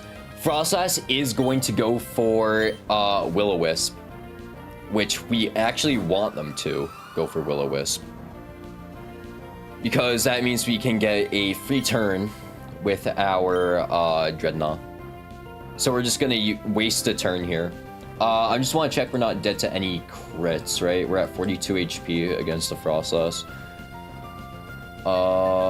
We're dead to not Ice Beam crit and not Hex crit. Okay, we're good. Just got a Helping Hand. This does nothing. We take the Ice Beam. Okay, that means we have a bad switch. A freeze would have been nice there, I'm not gonna lie.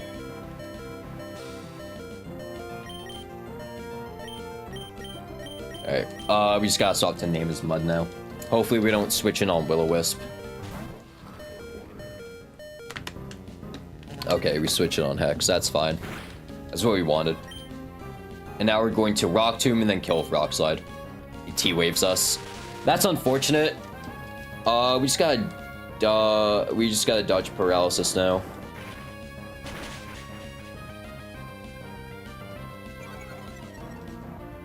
They are slower now.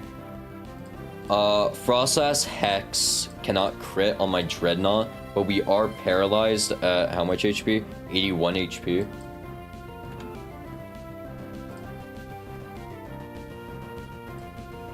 So what? They're doing 51 to 60. Togedemaru does outspeed. How well do they take a Hex crit though? Just in case we gotta switch it on Hex. Electrode is fast. Hell, yeah, it's really fast. Base 150 speed, I'm pretty sure. 53 HP on our Togue, which is out of range for Hex crit to kill. So we can just, yeah, no, this is safer unless we switch in on Ice Beam, which I don't think we are. Unless we get frozen by Ice Beam. So we're just gonna swap to Kilby Girl. Because we're not switching on Ice Beam. We're switching on Hex. Yep. And we can kill Smart Strike.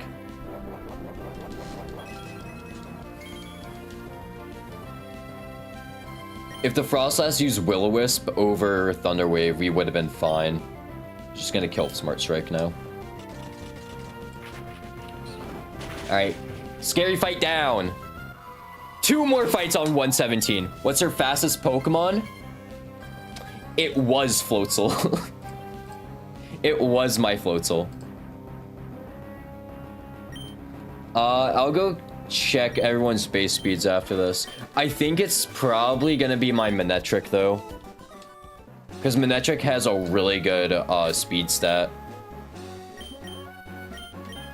It's either Manectric or Togedemaru.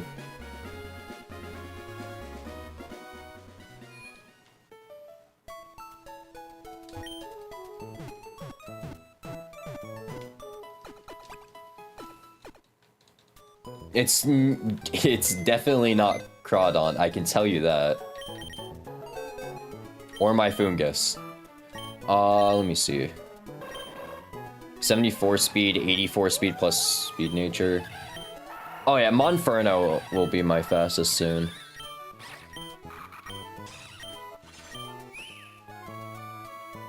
Yeah, I'm pretty sure it's Manectric by a long shot.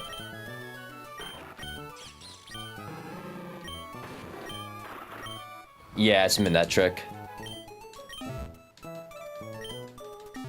Alright. Now it's time for the scariest fight in the game. At this point. Lightning Rod Double Battle is a gimmick fight that I absolutely despise. And many people say that it is both a box check and a truck potential.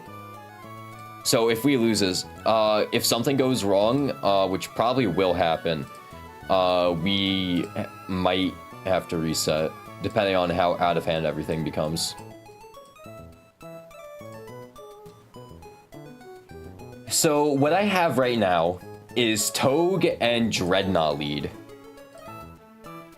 Togue and Dreadnought form this core where they do bait, where they are able to fake out and then kill Emolga as long as he's holding the Heartstone. With Rock Slide, he has a guaranteed kill. Let me just check that. Nope, not Habanberry.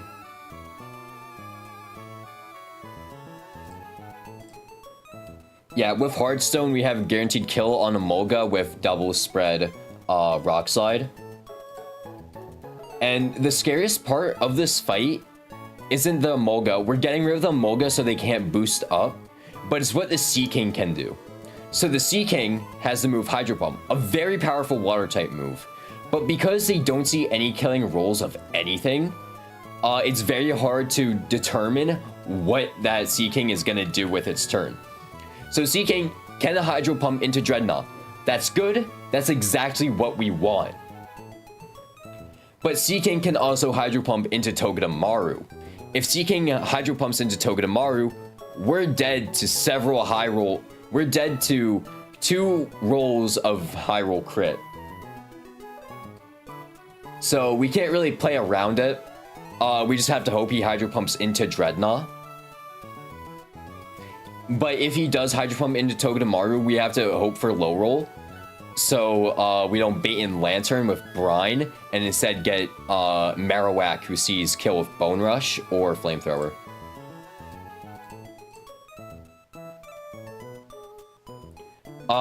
And then that brings us to our next Pokemon. We need both Vibrava and Carnivine. Carnivine is really good here because they outspeed the Marowak, and they have a 2-shot kill, guaranteed 2-shot kill, range to kill with Miracle Seed. Nope, not even. After U-turn, it'll be range to kill. So yeah, range to kill Leaf Blade while holding Miracle Seed, which they'll probably switch in on a Hydro Pump. And then Vibrava is basically doing the same thing. They're baiting only Ice Beam from both Marowak and Seaking, so Carnivine can get a kill on the Marowak. And then in the back, we have an Orbeetle, which is a really good special wall. And same thing with Lee, who is a really good special wall and has priority in Fake Out. So this is a team. We fortunately don't need to run any Cherry Berries, which is nice. And also, the matchup into Seaking is skewed in our favor slightly, because Seaking can A, miss Hydro Pump, and B, since my Dreadnought does outspeed the Seaking, we can get a flinch with the Rock Slide. So that's another thing we can take into account. We can never one-shot the Seaking, because Seaking has, what's it called? Seaking has a Focus Sash, which means they will always live at 1 HP. Alright, this is a team we're bringing. Let's get it together.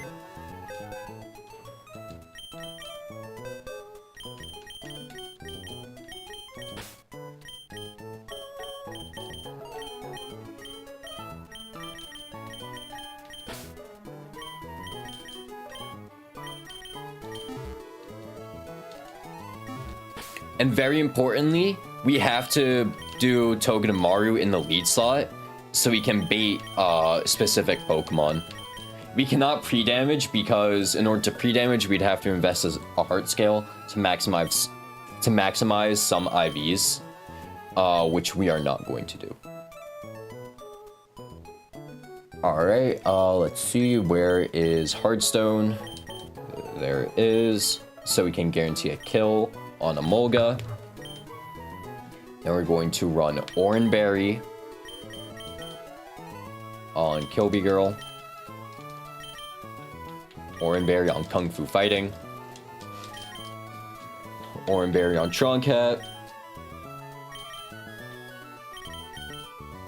Oranberry, okay, Reckless Story holding one. And then we can either run Oranberry or miss Miracle Seed. When U-turning out on him, we do 19 to 22 if we're holding Miracle Seed.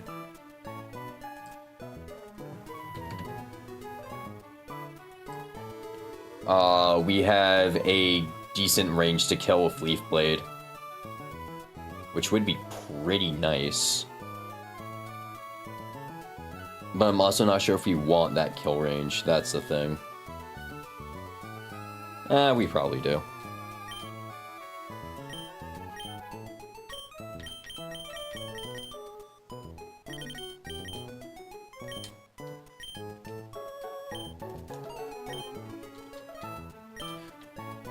We do, however, have to pre-poison Dreadnought, because there is a potential we're switching in on double Ice Beam. So we're going to apply poison to Dreadnought.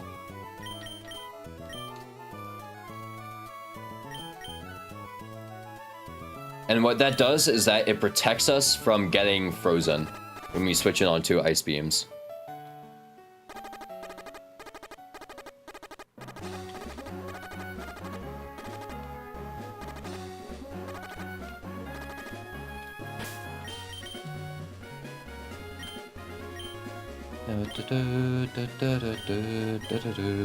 And all we have to do, we're just gonna heal back up.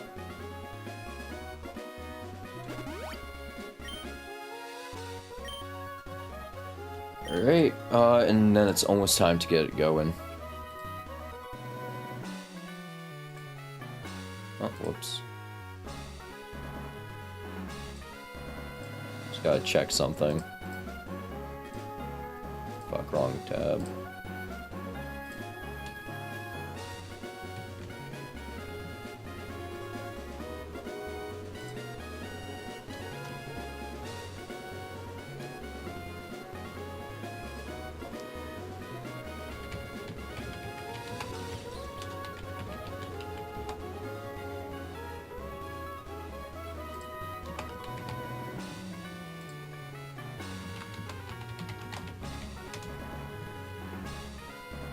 Alright. This is... Did bro get complimented? Yeah. Yeah, it's twins time. Hopefully nothing goes wrong in twins. We're running pre-poisoned Dreadnought because we're not for discharge, for freeze. So it's a very, very weird line we have, but it works.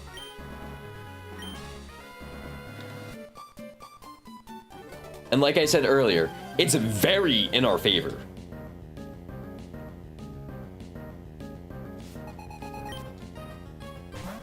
So we lead Emolga Sea King. We lead Togedemaru and Dreadnought. Dreadnought is poisoned, which for a switch in later. So we are going to fake out the Emolga and then send a Rock Slide.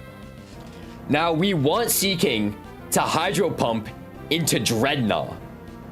You want Sea King to Hydro Pump into Dreadnought, or they just straight up miss, or we flinch them with Rock Slide. We're holding Heartstone for Rock Slide to be guaranteed kill on the Emolga, and then we're gonna do singles damage to Sea King.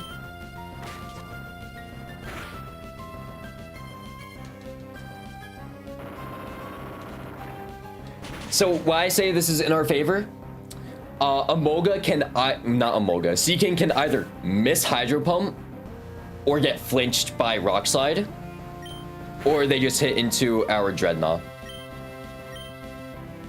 Hydro Pump into Dreadnought, perfect!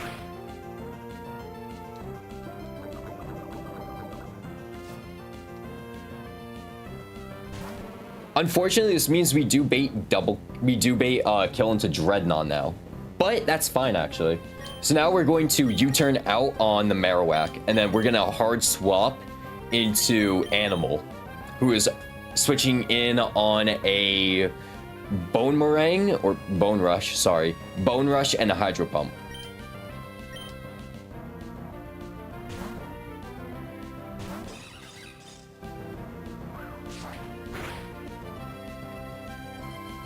And then we're gonna switch to Reckless. So you can use Hydro Pump, that hits. Marowak used Bone Rush, and it misses Reckless. They went for Bone Rush into Togue, that's fine. Now we bait double Ice Beam into this slot, because Ice Beam is a guaranteed kill on Reckless. So we're baiting double Ice Beam. So we're on Ice Beam, we're gonna swap to Kilby Girl. We cannot pre-status Kilby Girl, unfortunately, but it's fine. We're only gonna be taking one Ice Beam because Leaf Blade with Miracle Seed is enough to KO as long as U-turn rolled high enough. And we also outspeed Marowak. So you can use Ice Beam into Togue. That's fine. No freeze, perfect. Leaf Blade, range to kill. And we get the kill.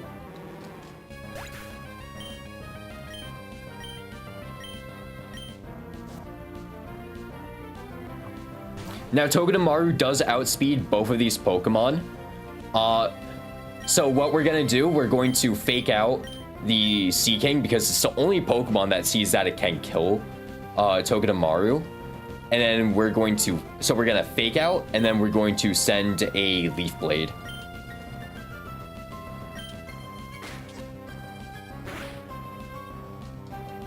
Lantern use Icy Wind, that's fine. Togedemaru resists.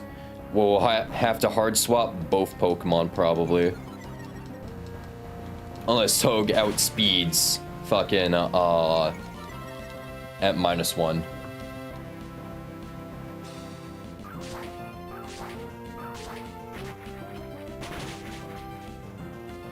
Good shit. Was that a range to kill? With Miracle Seed? It was a range to kill. Okay, good shit, Carnivine. Holy shit. Carnivine's taking bodies today. And Togedemaru at -1 does not outspeed Sea King. So we got a hard swap into Tron Cat, and Kung Fu Fighting.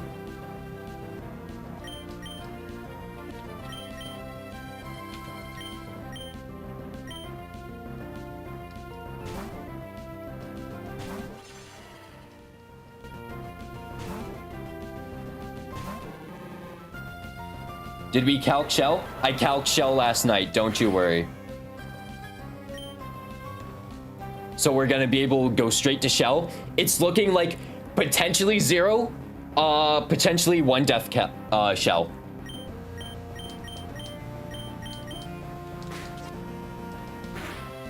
So that's huge.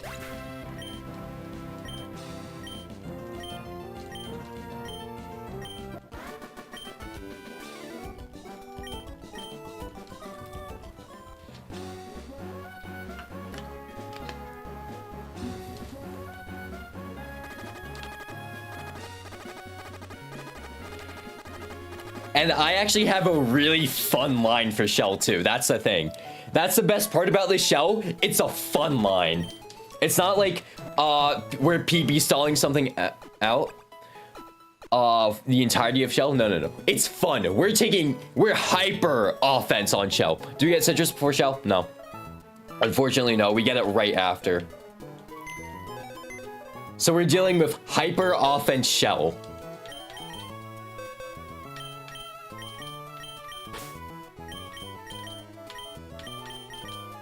I'm not bringing Carnivine for shell, right?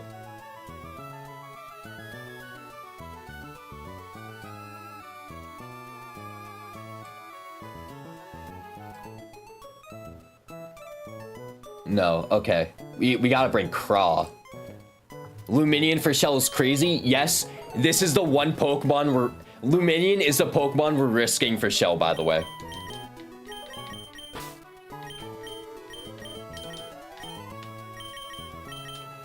And it's all dependent on, A, how much damage Dreadnought takes from Delcatty, and B, how much damage they're taking from Drill Run on, what's it called? Rhydon. That Luminion, it's just Luminion? Yeah, exactly. Our Luminion rolled terribly, too. Like, yeah, Flip Turn would be nice, but we got minus Speed Nature. And Luminion has all right defenses, but again, it just sucks. It sucks so much. Alright, here's the interesting part. Normally, we'd be running Oranberry on Togedemaru, but I found that running Muscle Band Togedemaru is actually worth it when dealing with Togekiss. So this Togedemaru is taking a kill. So W Togedemaru. We are running Oranberry on Kung Fu Fighting. Kung Fu Fighting, thankfully, has a one-shot on Lapras. Technically two-shot, but still. We are running Oranberry on Name is Mud. We could have ran Heartstone for a range to kill, but we still do have a range to kill with what's it called? With Rockslide Rock Tomb. It all depends how we roll and how much damage Togedemaru is taking. It's very dependent on how much damage 3 Pokemon are taking if we're gonna have a death. And Super Freak, we heal. Basically, for Dreadnought, we need to be above 45 HP for Dreadnought to have a safe switch in on Vespiquen. If they don't have that, we need to sack Luminion. That's it.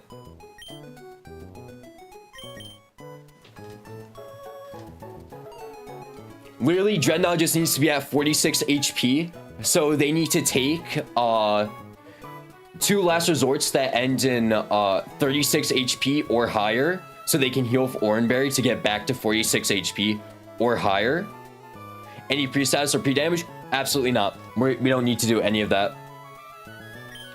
Let me make sure I'm leading Hitmonlee. Because we don't need to pre-status anything, because nothing needs to be pre-statused. Because we're we one-shot Lapras, so we don't have to worry about sleep. And then pre-damage, we don't have to worry about pre-damage either. Because everything is just better at full HP.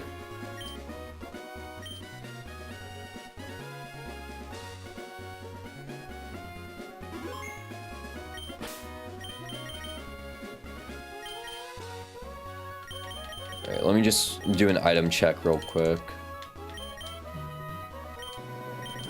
Not switch.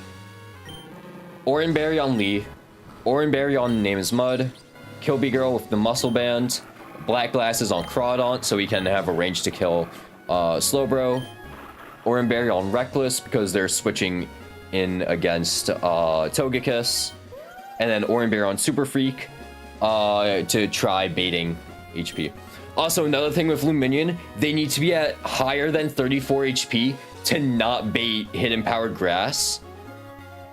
So, from Vespiquen. That's another thing we have to take into account here. Alright. I'm just gonna send this in Dexa Chord.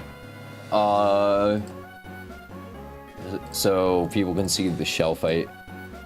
Because I fucking cooked for this fight.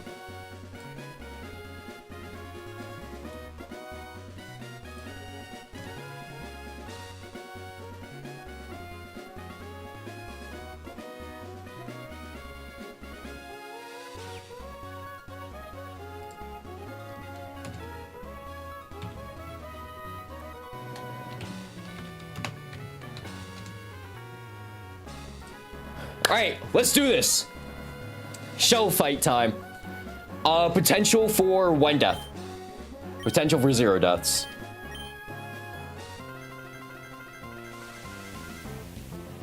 We're leading Lee because Lee, with Fake Out and Low Kick, has a guaranteed kill on Lapras. Which is so nice. So we're going to Fake Out. This puts them in range to die to Low Kick. And then we're able to kill with Low Kick.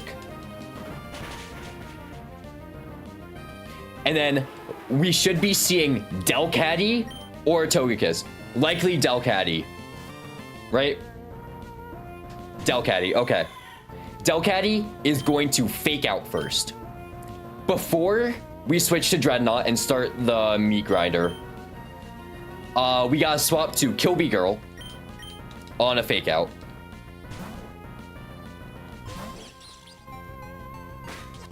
Because we get the Iron Barbs chip. And then we're also able to Fake Out. And this is Muscle Band Fake Out. So it's doing more damage than usual.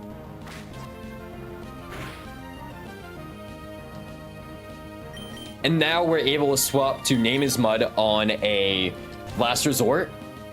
They resist it. Still does a lot of damage. So let's see, how much damage is that doing?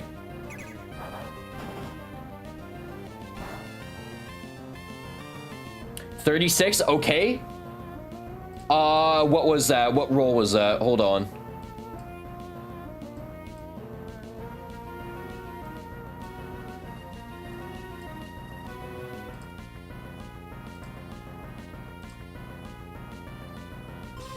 Last Resort, 36 roll, okay. If we roll a 34, we need to roll a 33 and we don't sack Luminion. So we need to Rock Tomb.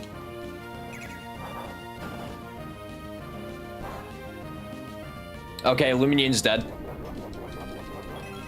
Potentially. Potentially Luminion's dead. Because we can do some bullshit that helps. Alright, Rock Tomb puts them into range, and then we can kill with Rock Slide. Luminion potentially dead here. Well, not here. We still gotta get through the Togekiss.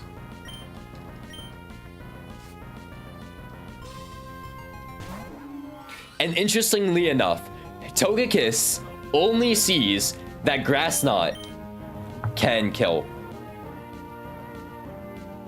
So, Togekiss only sees that Grass Knot can kill, right?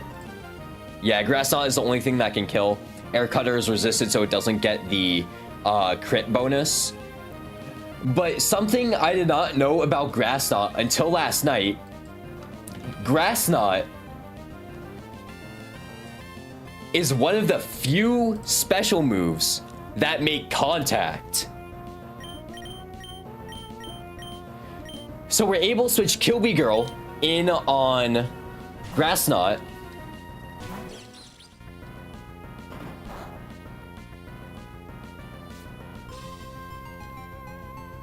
And Grass Knot does chip damage to themselves because it's, again, one of the few special moves that make contact.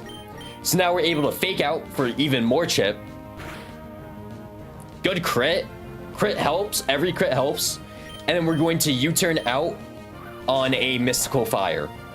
This is why we brought Vibrava. Vibrava resists Mystical Fire. So they take less damage from Mystical Fire, and they're also not doing any damage. Also, because they're a Dragon type, they do bait Draining Kiss, which is, again, one of the few moves that make contact as a special move. So we're able to switch in Kilby Girl.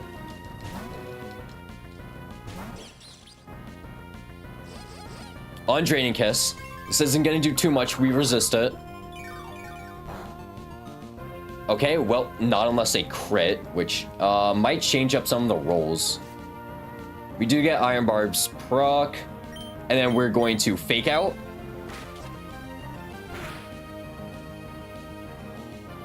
And then U-turn again. Although, no, Smart Strike kills here. Muscle Band Smart Strike kills. Yeah, 62%. That's 60%. That's less than 60%. So we're gonna use Smart Strike and kill.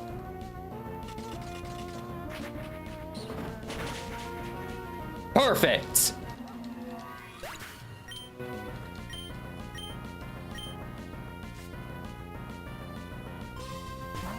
Right on time. Right on sees that only Drill Run can kill. So they're going to use Drill Run. We're going to not fake out. We're going to U-turn out. And then we're going to bring in Super Freak. This is a point where Luminion potentially can die. Not potentially die, they live, Drill Run crit. Okay.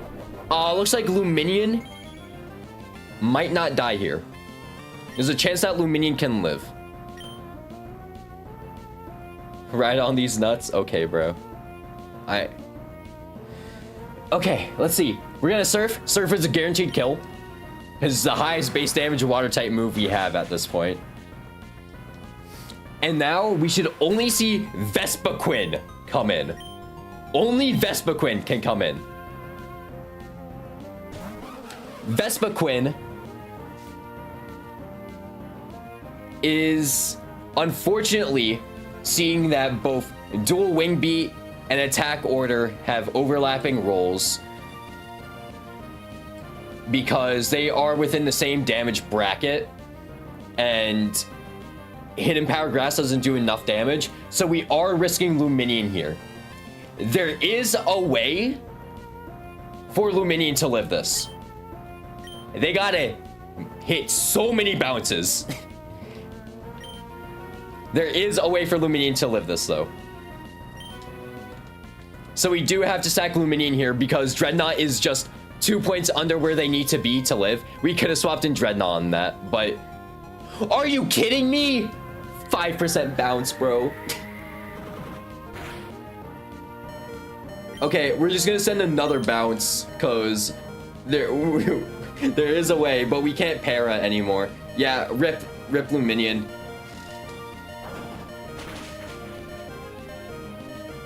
Who was Death 3? We lost Floatzel. Rip Luminion.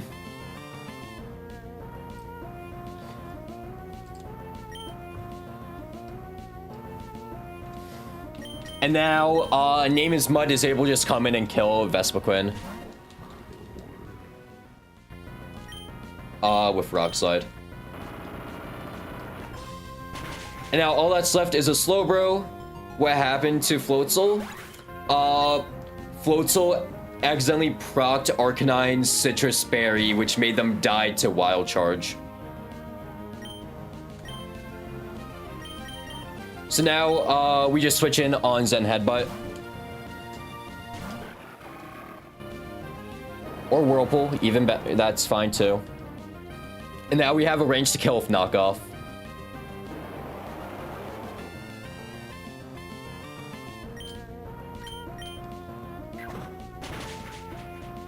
Perfect. Okay. One Death Shell. Let's go.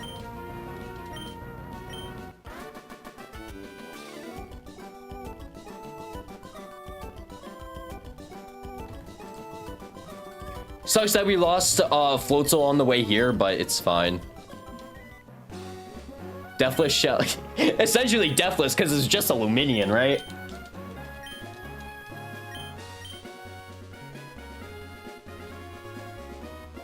Alright, let's see our berries. This is...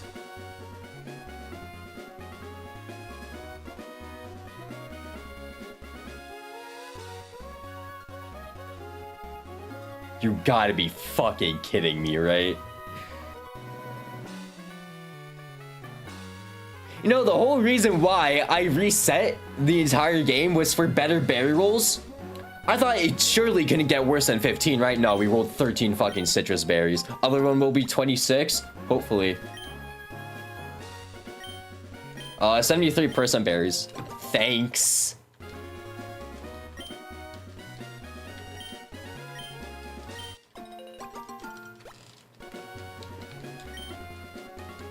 Slow King is the slowest king. Yeah.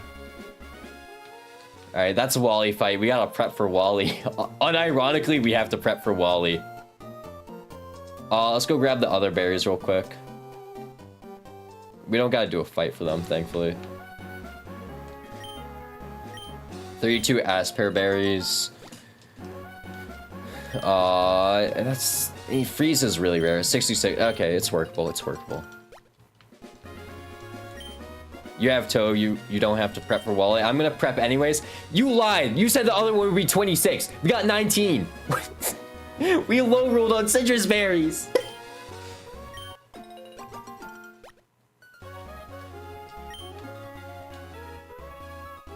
We low rolled on so many citrus berries.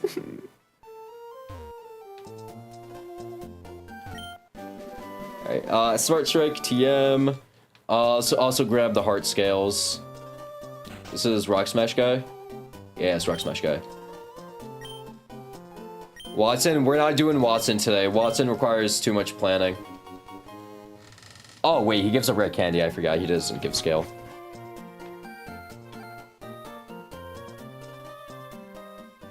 And let's grab heart scale. Oh wait, it's the other rock. There we go.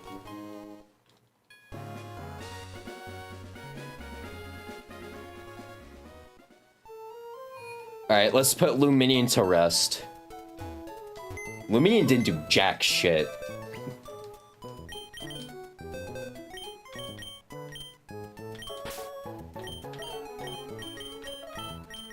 I mean, yeah, you got the ride-on frag, so it's whatever.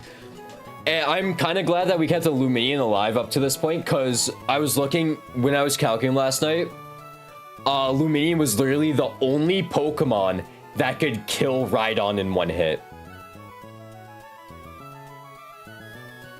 Other than Carnivine. But Carnivine undersped, and they could have died to Stone Edge crit. Because despite having a plus speed nature, they have 2 speed IVs. Alright, let's get to leveling. Because we have a new level cap, we have new tools to play with. Also, first time bringing a Lee this far, which is really nice.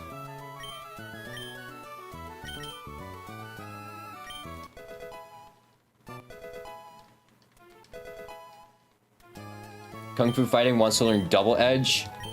We're never clicking Helping Hand. So it might actually be worth it if we just want like a huge burst option. Unfortunately, we don't have Reckless, so it's not boosted, but it's a burst option for us if we just need to take a KO.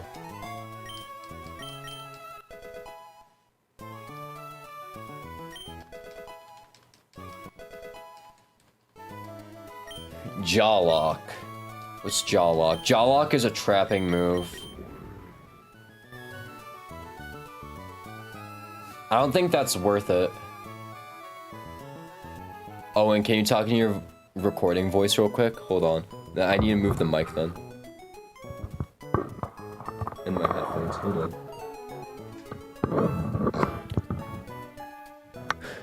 So you know how I beat a Nuzlocke? So you know how I beat Pokemon Blaze Black last time? I decided to do a Nuzlocke with its sequel, Blaze Black 2 Redux.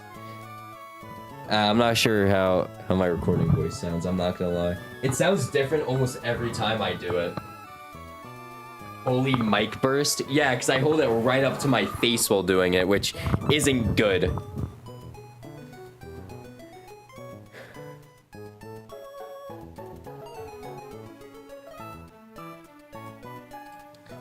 Anyways, do we get Jaw Lock? I don't think Jaw Lock is good. Might as well put it in your mouth. Paw. Sounds better than your stream voice. You sound more smooth. Yeah, because when I'm recording, I'm reading off of a script, so I know exactly what I'm saying. When I'm streaming, I have no clue what I'm saying.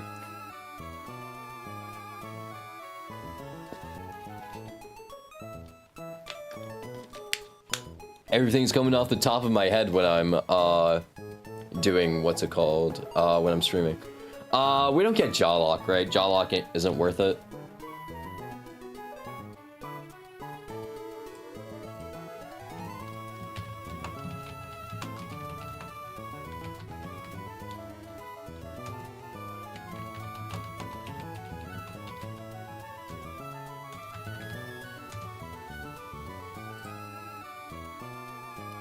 What were the berry rolls? My internet went out.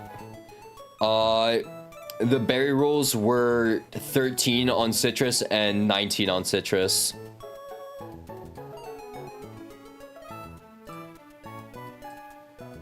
Isn't the stream pre-recorded? No. I don't think I get Jaw Lock here. Jaw Lock is shitty. Like, it does good damage, don't get me wrong, but we're not Strong Jaw, so we don't get a boost from it.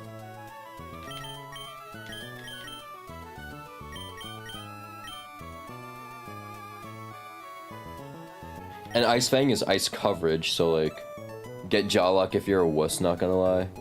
Okay.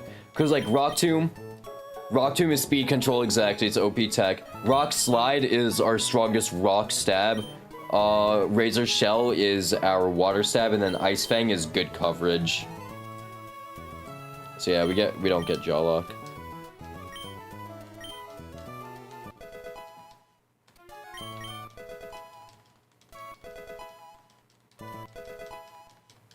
Yo, I need to heal everyone. That HP is pissing me off.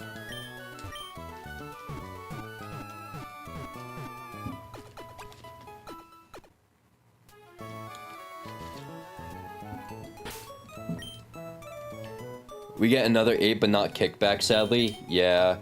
I'm gonna try my best to find a way to do it without Ape, though. Because if we can do this without Ape, that would be crazy. If we can do this without Ape, then we save a scale and a candy on Watson. Because if we can save a candy and a scale, that'd be great. Because we can delay for, what's it called? We can delay for, overheat. We can delay for overheat.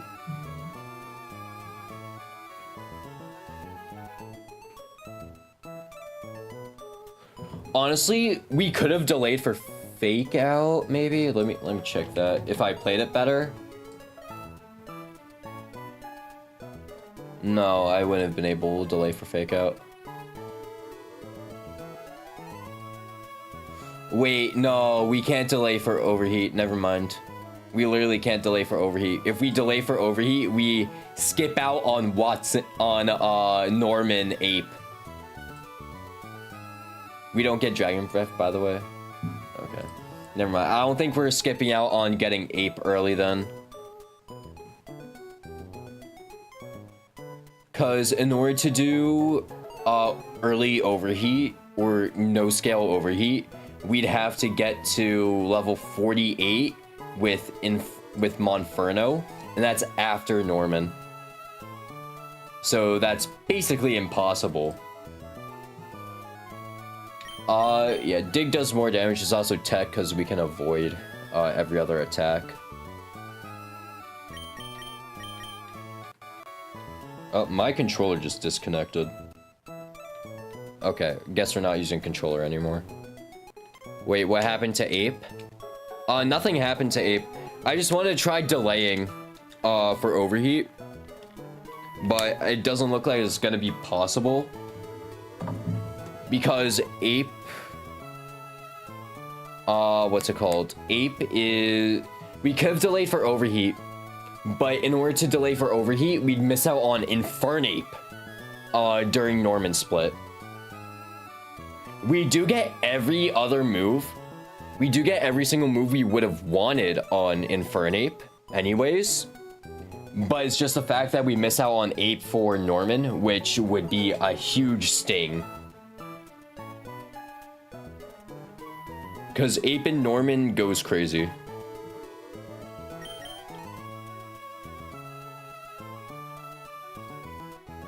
But we'll try our best. No Dragon Breath.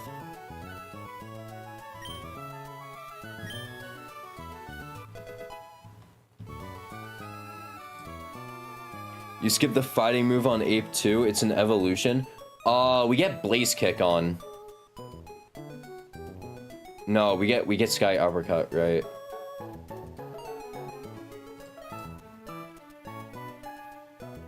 Oh yeah. Yeah, I guess. Yeah, we do just miss out on Sky Uppercut. Okay. Why do you want Overheat?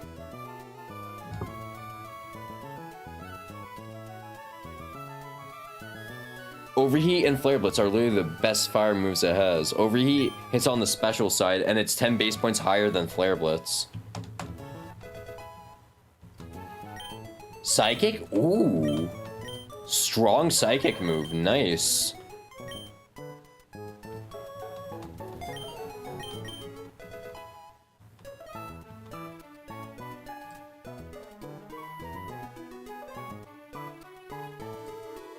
Yeah, why wouldn't we want Overheat? It's literally the strongest fire move Ape has access to at this point. And right now, it's looking like we're probably gonna have to use a Heart Scale and Candy for Ape.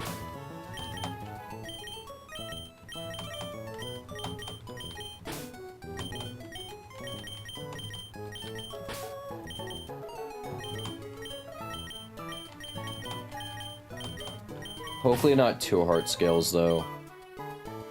I'd hate if we're using 2 Heart Scales, because then it would genuinely feel like a waste. But we do get Fake Out if we use 2 Heart Scales.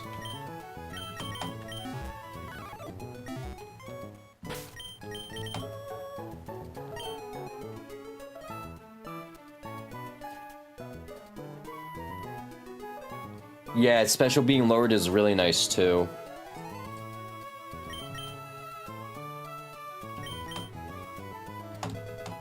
Also, first time with Houndoom for Watson, we get Dark Pulse, which crazy. I feel like it's good to have Crunch still, because if we need to hit a Psychic type on the physical side, that's good.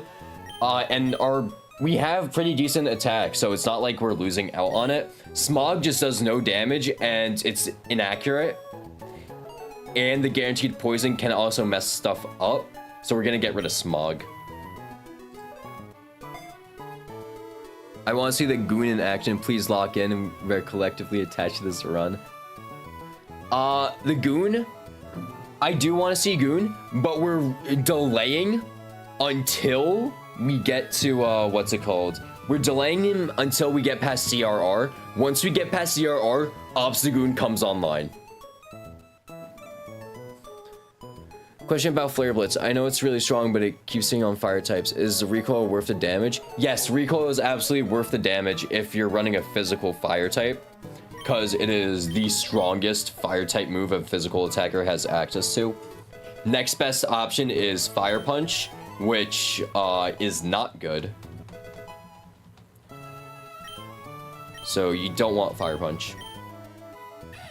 Alright, we get rid of... What the f... Okay, so let's see. Get rid of Fire Spin. We're not clicking... Actually, we'll get rid of Flame Wheel. Get rid of Flame Wheel. Because, like, once we get to Ape, we're getting rid of... We'll probably be getting rid of Low Sweep and Fire Spin anyway, so it doesn't really matter. Because we're probably teaching Fake Out.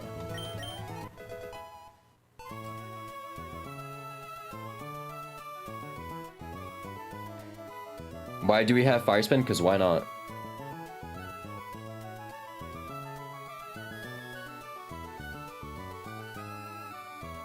Do you... yeah, I can check Ape's Hidden Power right now. Hold on.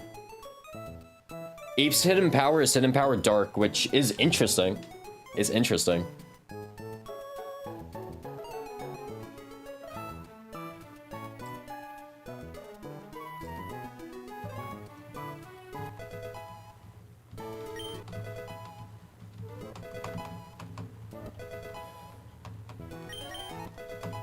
We get nothing new on Orbeetle, bruh. What about Animal? No? Seriously? That's crazy.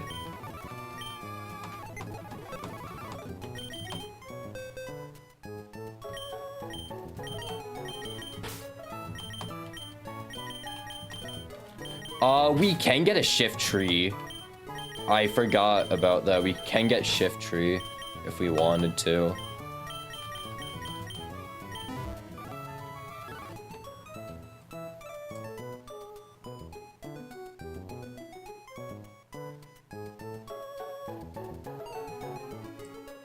Yeah, if you kill, it doesn't matter about recoil. As long as you kill and live, you're fine. What was that? Nuzleaf. Nuzleaf learn set. We have Chlorophyll, Nuzleaf. I get Dark Pulse and the Shift Tree, shift that. Yeah, I'm funny. We can hold off on Shift Tree for now, because we get Energy Ball for Norman Split. And then also we get Sucker Punch early. We get Sucker Punch for Fall Arbor Split. Done. What the fuck are you laughing at? Nothing funny is happening.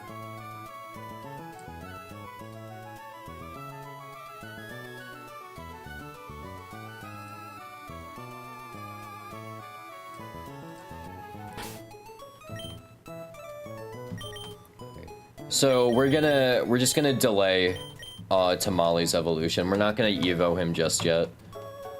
Heartbeat wants to learn Takedown. That's our only good normal move, isn't it? When do I get Raptor? I get Raptor after this, right? Oh no, I get Staraptor right now. Oh.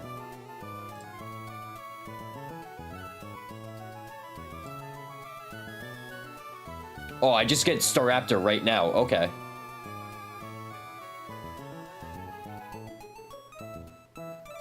Also, what's wrong with me being happy, Twin? Absolutely nothing. Just wanna know what you're laughing at. We get Staraptor right now. There's no point in delaying, because then we miss out on close combat, and the best thing we get out of that is Final Gambit. We also miss out on Tailwind if we delay, so.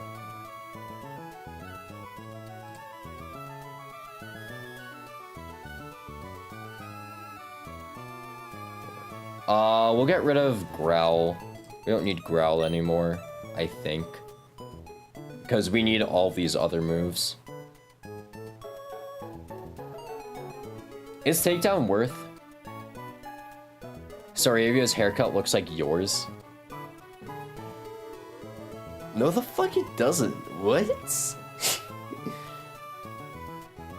Do I take takedown? I'm not sure if I take takedown. It's like, it's burst damage. Yeah, it's normal stab burst damage.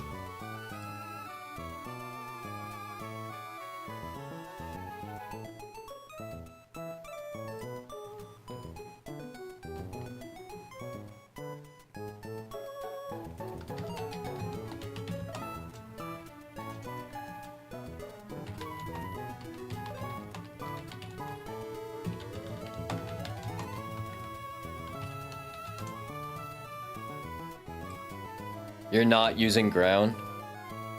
Growl? Yeah, probably not. Yeah, I basically never click growl.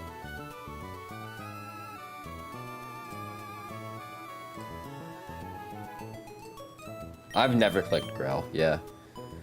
And we're getting tailwind next split anyways, so... Which, hey, first time having a tailwind Pokemon, which is nice. And also Staraptor time.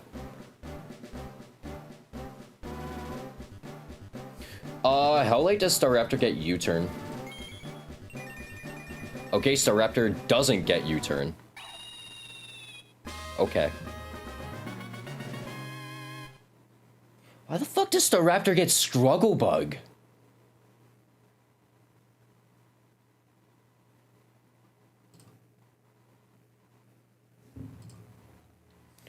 First fully Evo bird? No, I had Pidgeot last run. He died during 117, but still had Pidgeot. We don't get Amoonguss, do we? Yeah, no, fuck me, right?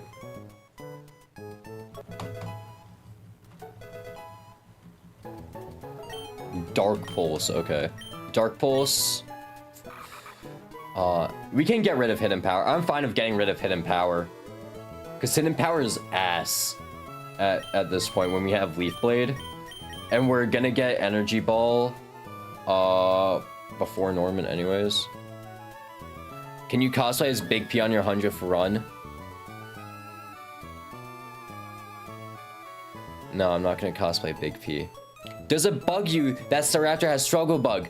Do you get it? Yes, I get it. You're fucking hilarious. Because Struggle Bug is a bug type move. And it annoys me that Staraptor gets it for some reason. Yes, I do get it. You're so fucking funny. Bro hates Big P. Hey, no. I don't hate Big P. I do not hate Big P.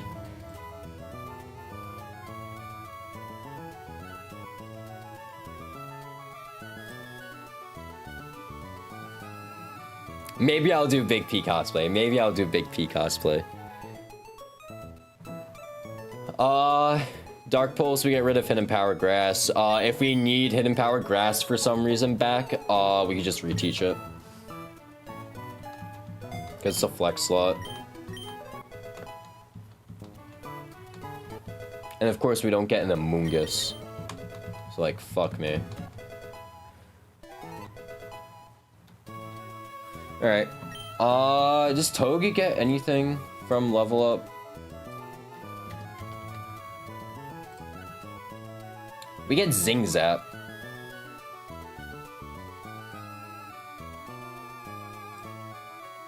If you cosplay as Big P, can you shake it on camp?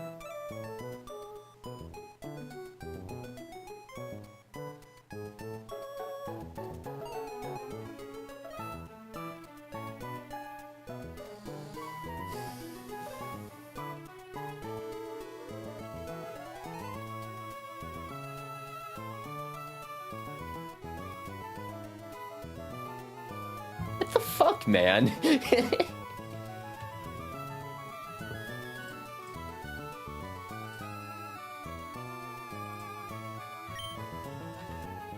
That took me by surprise. Okay.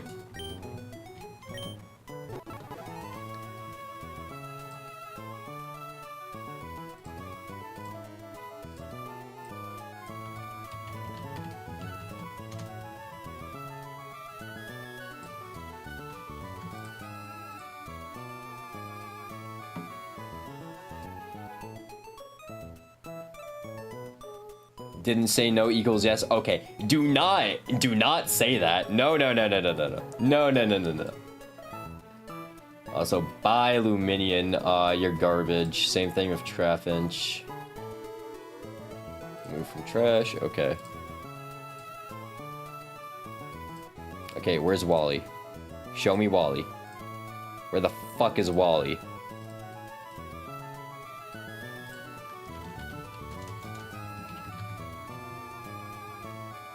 Oh my god, they don't have documentation for the Corellia. Okay.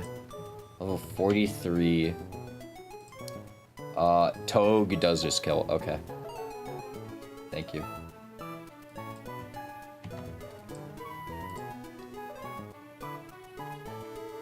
We are all cracking Owen after this one. What? What the fuck are you guys talking about? Hold on, I'm gonna restart the game so I can connect my controller because the keyboard is low-key bugging me.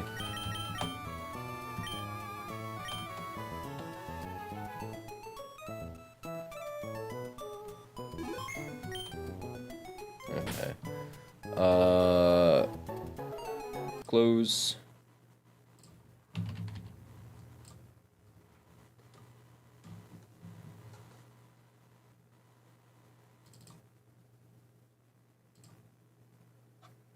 OwenGC, when are we getting OwenVGC? I would love to compete, but I am not that good. Alright.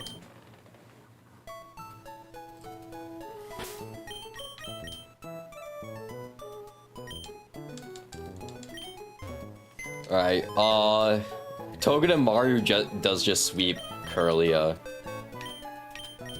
So, like...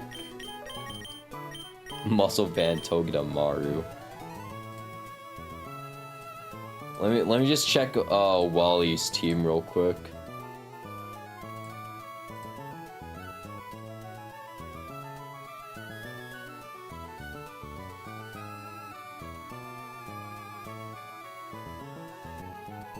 Yeah, we should be good. It's modest nature, so it can't outspeed me.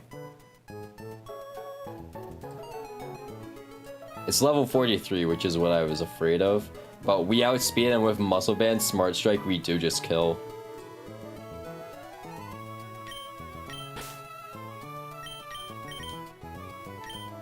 So we're gonna give Togedemaru 2 frags here. You guys wanna do something fun? You guys just wanna send single Togedemaru into Wally?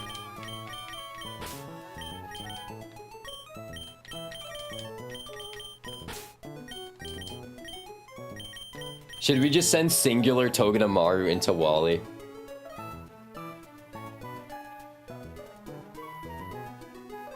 We'll bring Orbeetle. We'll bring Orbeetle. No, let's not. How about we don't wipe?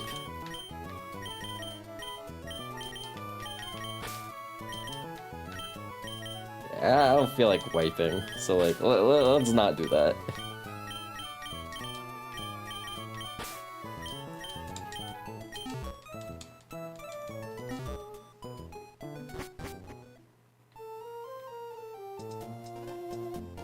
Alright, time for Mauville City Wally.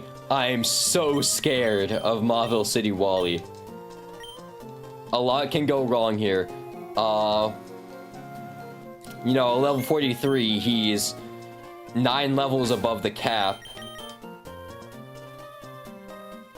And oh man, our Togedemaru isn't at level cap. Well, what will ever happen?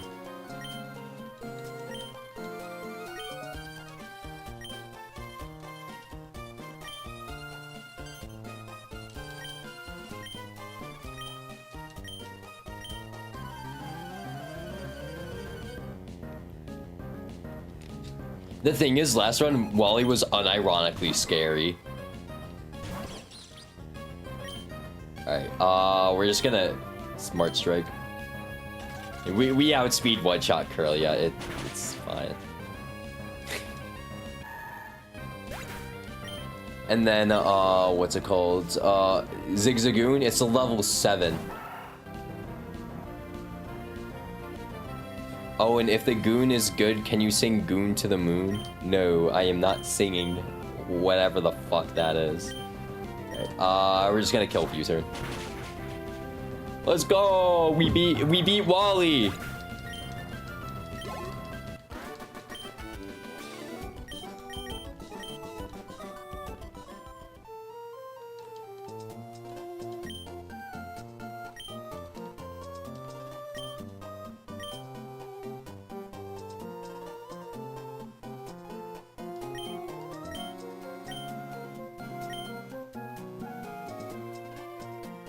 Alright, oh, Sky! It's Sky!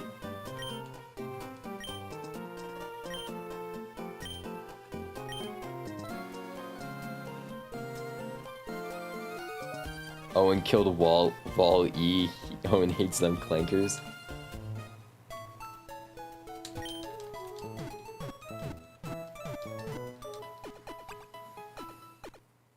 Sure.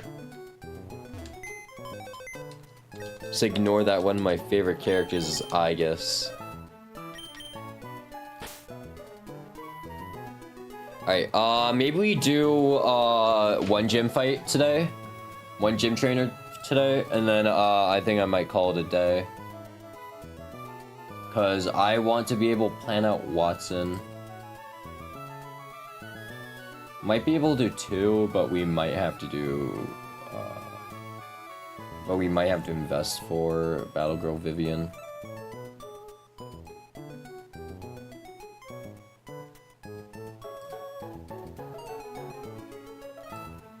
Yeah, okay, let's take a look at Guitarist Kirk.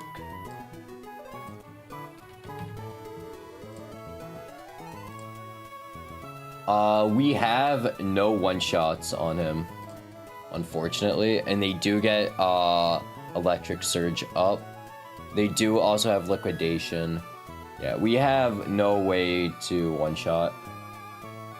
I'm gonna import a level 36 Ape with Overheat and Fake Out in.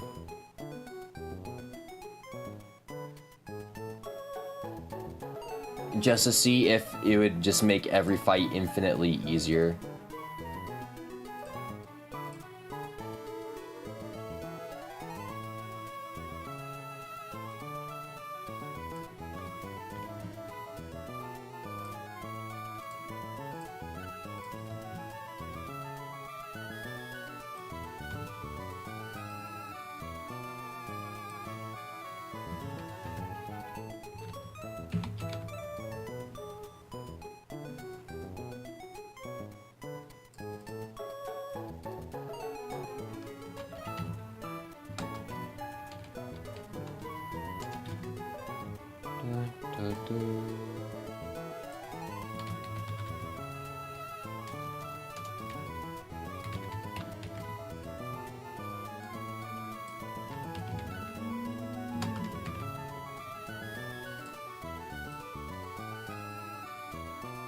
Okay, he does have a KO with Fake Out Sky Uppercut. That's crazy.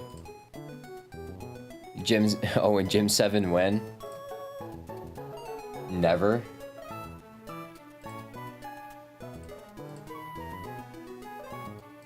Infernape has a range to kill, which would make the fight so much easier. I'm gonna ignore Ape for now. I'm gonna see if I can find a way to deal with Pincurchin without Ape. Maybe I can find a way. But it's gonna be Electric Terrain the entire time, which means we need to find a way to deal with E-Terrain.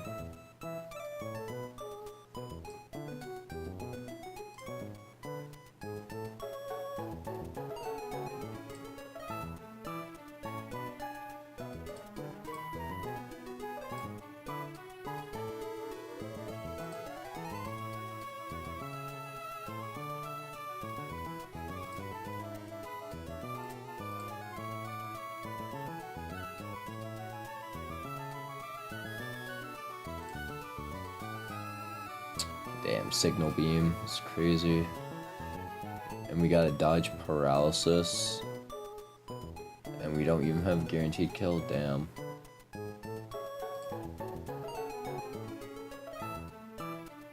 Same thing with the Brava. don't even have a guaranteed kill. But we can switch on discharge at least. And side shot crit won't kill us. Let's try figuring out how we're dealing with Pincursion. Also, I might just need Ape for the next fight too. Right.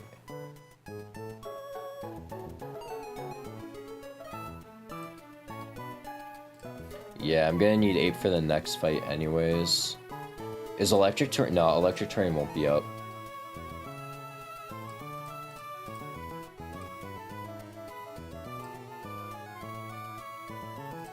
We might just have to rip Ape here.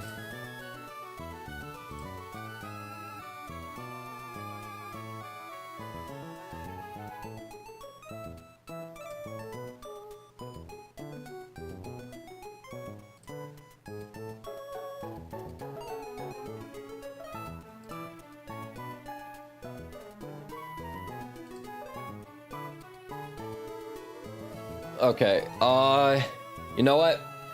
I think I'm gonna call stream here because we did a lot of progress and I'm not immediately finding a solution for this fight. We did a lot today though. We got through the entirety of Route 117, and we only had 2 deaths, which is by far my best for that route. Other times on that route, we've either lost 7 Pokemon or we just straight up wiped. So I can't be mad about that.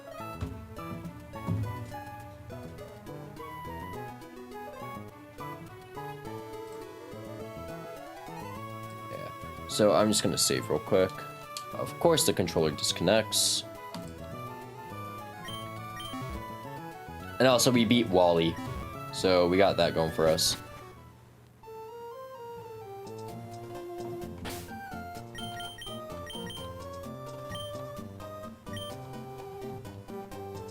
Whatever. We made a lot of progress. Bro, somehow getting better at this game? Hell yeah. Look. Well, if you do it enough, obviously you're gonna get better, right? That's how it works. Anyways, we made to Mauville today. Oh, bro.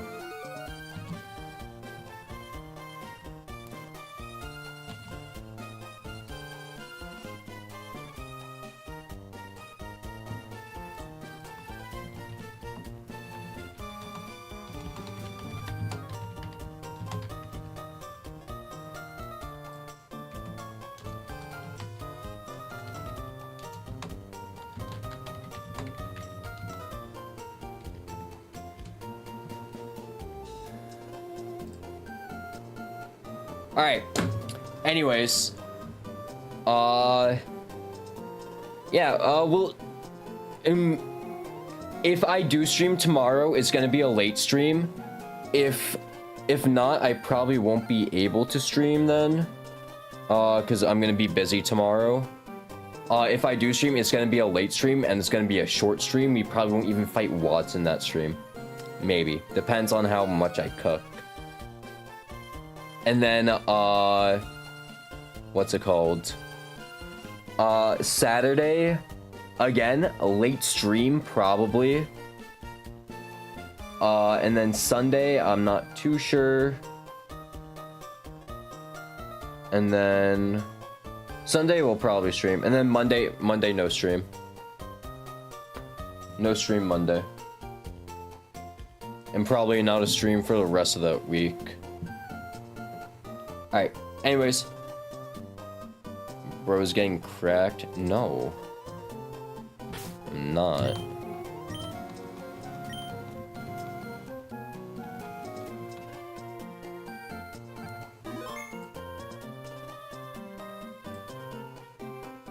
Alright. Anyways, thank you for joining me. I'll be live eventually at some point. So I'll see you all another day. Probably tomorrow late. I'm not sure what time though. So yeah, thank you for joining me. Like, subscribe, comment, whatever. Do whatever you need to do. Anyways, bye.